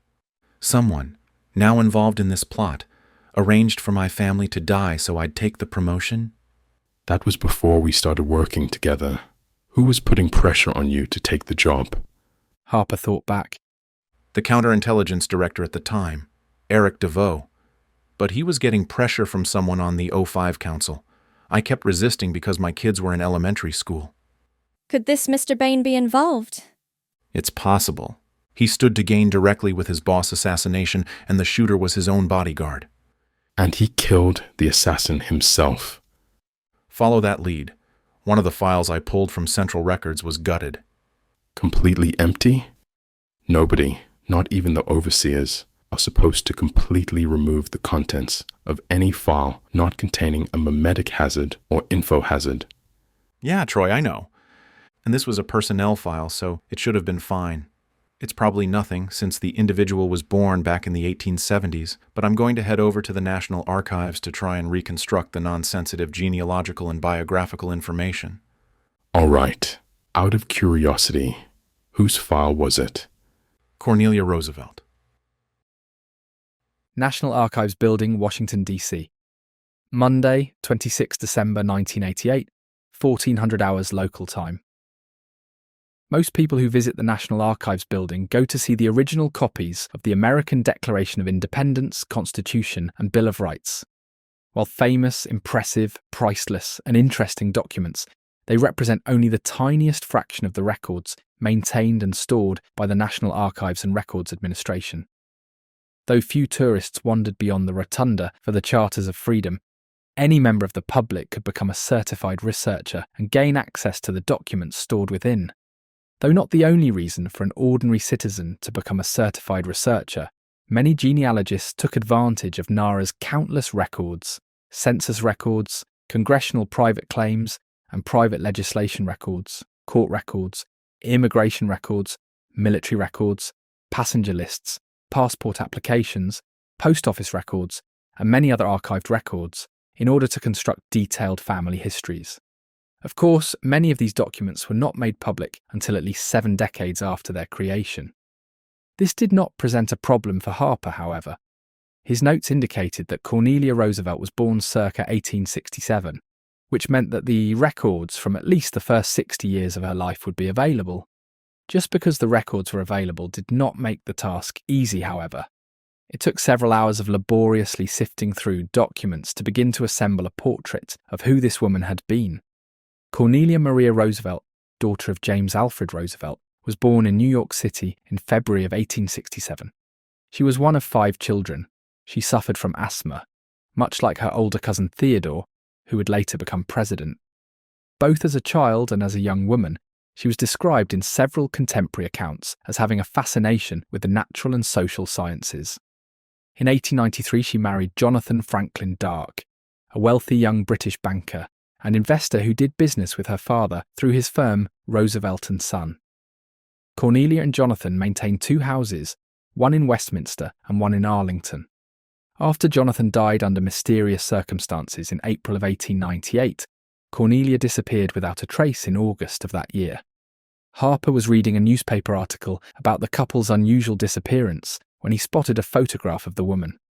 The resemblance was uncanny, far too close to be a coincidence, and she'd married a man named Dark. Harper made a photocopy of the picture, gathered his notes, and walked quickly back to Command 02. I have it, Harper told Muir and Monica. Look at this. He set down the photograph of Cornelia Dark. Is that... Harper nodded, laying a more recent photo next to it. Dead ringer, isn't she? Damn, I hope I look that good when I'm 110. Muir rubbed his chin as he read through Harper's notes. Jonathan Franklin Dark. Wasn't he the son of Old Man Dark, one of MC&D's founders? The same. No wonder the Central Records file was emptied. That's a hell of a skeleton to keep in the closet all these years. Yep. While you were out, Monica and I did manage to link Bain to the conspiracy. Turns out he paid both Arnold brothers in numbered Swiss accounts, only to transfer the money back out again once each brother kicked the bucket. Greedy bastard. But it is evidence the powers that be can take to the GOC if they want to mend fences. After all, Bain did whack one of their regional directors. We have enough to go to the O5 Council. Monica, head up to the 7th floor and arrange a secure meeting with the following overseers. Epilogue. Checkmate. Command 02, Washington, D.C. Monday, 26th of December, 1988, 21:30 hours local time. This time it was Harper waiting for 7 in the darkened conference room. Alone, she entered the dimly lit room to find the counterintelligence officer facing her from by the window, casually smoking a cigarette. Ma'am. Mr. Harper, do you have a status report on your investigation? I have, he said, blowing a puff of smoke. Initially, it appeared as though some vast and unknown conspiracy had managed to penetrate every major organization operating behind the veil. But that turned out not to be true. The information discovered in the warehouse was carefully prepared bait, gathered by a few individuals with access to nearly omniscient intelligence apparatuses. After one of the key conspirators called Director McDonnell's direct line from an untraceable number, Robert swallowed it, hook, line, and sinker. Being the by-the-book operative he has always been, He reported it to his direct superior, 055. 5 had for years handled counterintelligence, while you handled intelligence collection, until his untimely demise left a skill vacuum on the council you offered to satisfy until the appointment of a replacement overseer could occur, likely after the holidays. 7 frowned slightly. The report was not going as expected. Taking a breath on his cigarette, Harper continued. The death of 5 and Director McDonnell was easy enough for the conspirators to arrange, for they had knowledge of a device which could explosively detonate a mundane-looking object from half a world away. This device, the explosive coins and their associated atlas, had been used by the Foundation once before to destroy an American naval vessel, causing a war that directly benefited this organization. Unfortunately, the coins had been stolen by Marshall, Carter, and Dark after Fidel Castro had nationalized the site where they were stored. This presented little obstacle for the plotters, however, for they had inside access to the club's records. Whether Lord George Smith Cumming was a willing member of the plot, or an unlucky pawn sacrificed for the game, or even, indeed, if he had actually ever owned the coins at all, we may never know. But the red herring was there to confuse anyone who made it that far. 7 swallowed. Her right hand ever so slowly slid towards the pistol concealed in the small of her back, moving carefully to avoid notice. Harper exhaled and said, The conspirators were clever, really, for they held positions from whence they could not only monitor the investigations, but they could direct it. They could play both sides off the middle, and for a while it worked. My investigation took me to Europe, the Middle East, and the Soviet Union. While I'm sure the Global Occult Coalition's investigations required similar globetrotting, I was sent chasing the elusive C. In the meantime, the conspirators worked to either secure, or look as though they were securing, some SCPs with the capacity to not only inflict significant collateral damage if turned loose in a populated area, but also lacked stringent protective measures preventing their being seized with relative ease. 7's fingers felt the grip of her pistol. I would rather you didn't do that, Harper said, producing a weapon of his own with his right hand, his left still holding a cigarette. I'm not finished yet, he said coolly. You came to an agreement with Regional Deputy Director Keith Bain at the GOC, another of the key conspirators, having him hire a drunk to kill my family 10 years ago, so that I would agree to take a promotion that would eventually land me here, as the investigator who would be keeping you apprised of your own conspiracy to seize control of the Foundation. Unfortunately, Bain made a mistake. The drunk he hired was his bodyguard's twin brother, the same bodyguard he used to assassinate 053 and his own direct superior as part of the conspiracy. By shooting his bodyguard, he neatly prevented the assassin from giving up the secret of his employer, while simultaneously becoming the hero of the situation for the GOC. Foundation-Coalition relations will be set back decades because of this. Harper shook his head. Possible, but unlikely, given that the 05 Council provided the Coalition's leadership with incontestable financial proof of Bain's treachery. Greedy bastard Bain. I understand they have placed him under arrest. Cornelia looked slightly ashen. Harper paused to take a breath on his cigarette, then continued. I don't know who in the Chaos Insurgency you were in bed with, but having them hit Research Site 29 right after I left was a nice touch, as was leaving Ford around to say what had been taken. And if he took the blame for the attack, so much the better. If looks could kill, Harper would long since have been blasted backwards through the tinted window behind him. He was relatively unconcerned with dirty looks, however, as his pistol was levelled neatly at his adversary's chest. I have been cleared to know the truth about SCP-006. Clever bit of acting, buying Sir James's service in the conspiracy with water from the Fountain of Youth. Unfortunately for you, I determined the real identity of C. Cornelia. Cornelia Dark let out a quick, barking laugh. You know nothing. Harper smiled. Sir James mentioned how you and he had first met, in university, one giving a lecture the other attended, he said. I realize now that you were the lecturer, not him, despite the appearances of your ages. You've been planning this for a very long time. It's over now. You will spend the remainder of your natural life in as cold, dark, and damp a hole as the Foundation can find. Like hell? With astonishing speed, a tiny pistol appeared in her hand out of the sleeve of her suit jacket. She raised her arm to fire. 2 shots rang out, and Cornelia Dark, née Roosevelt, formerly 05-7, fell to the floor dead, 2 bullet holes through her heart. A pity.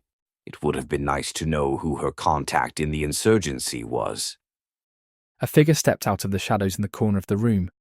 A nondescript man, unremarkable in nearly every facet of his appearance. He was 05-1, the first among equals of the 05 Council.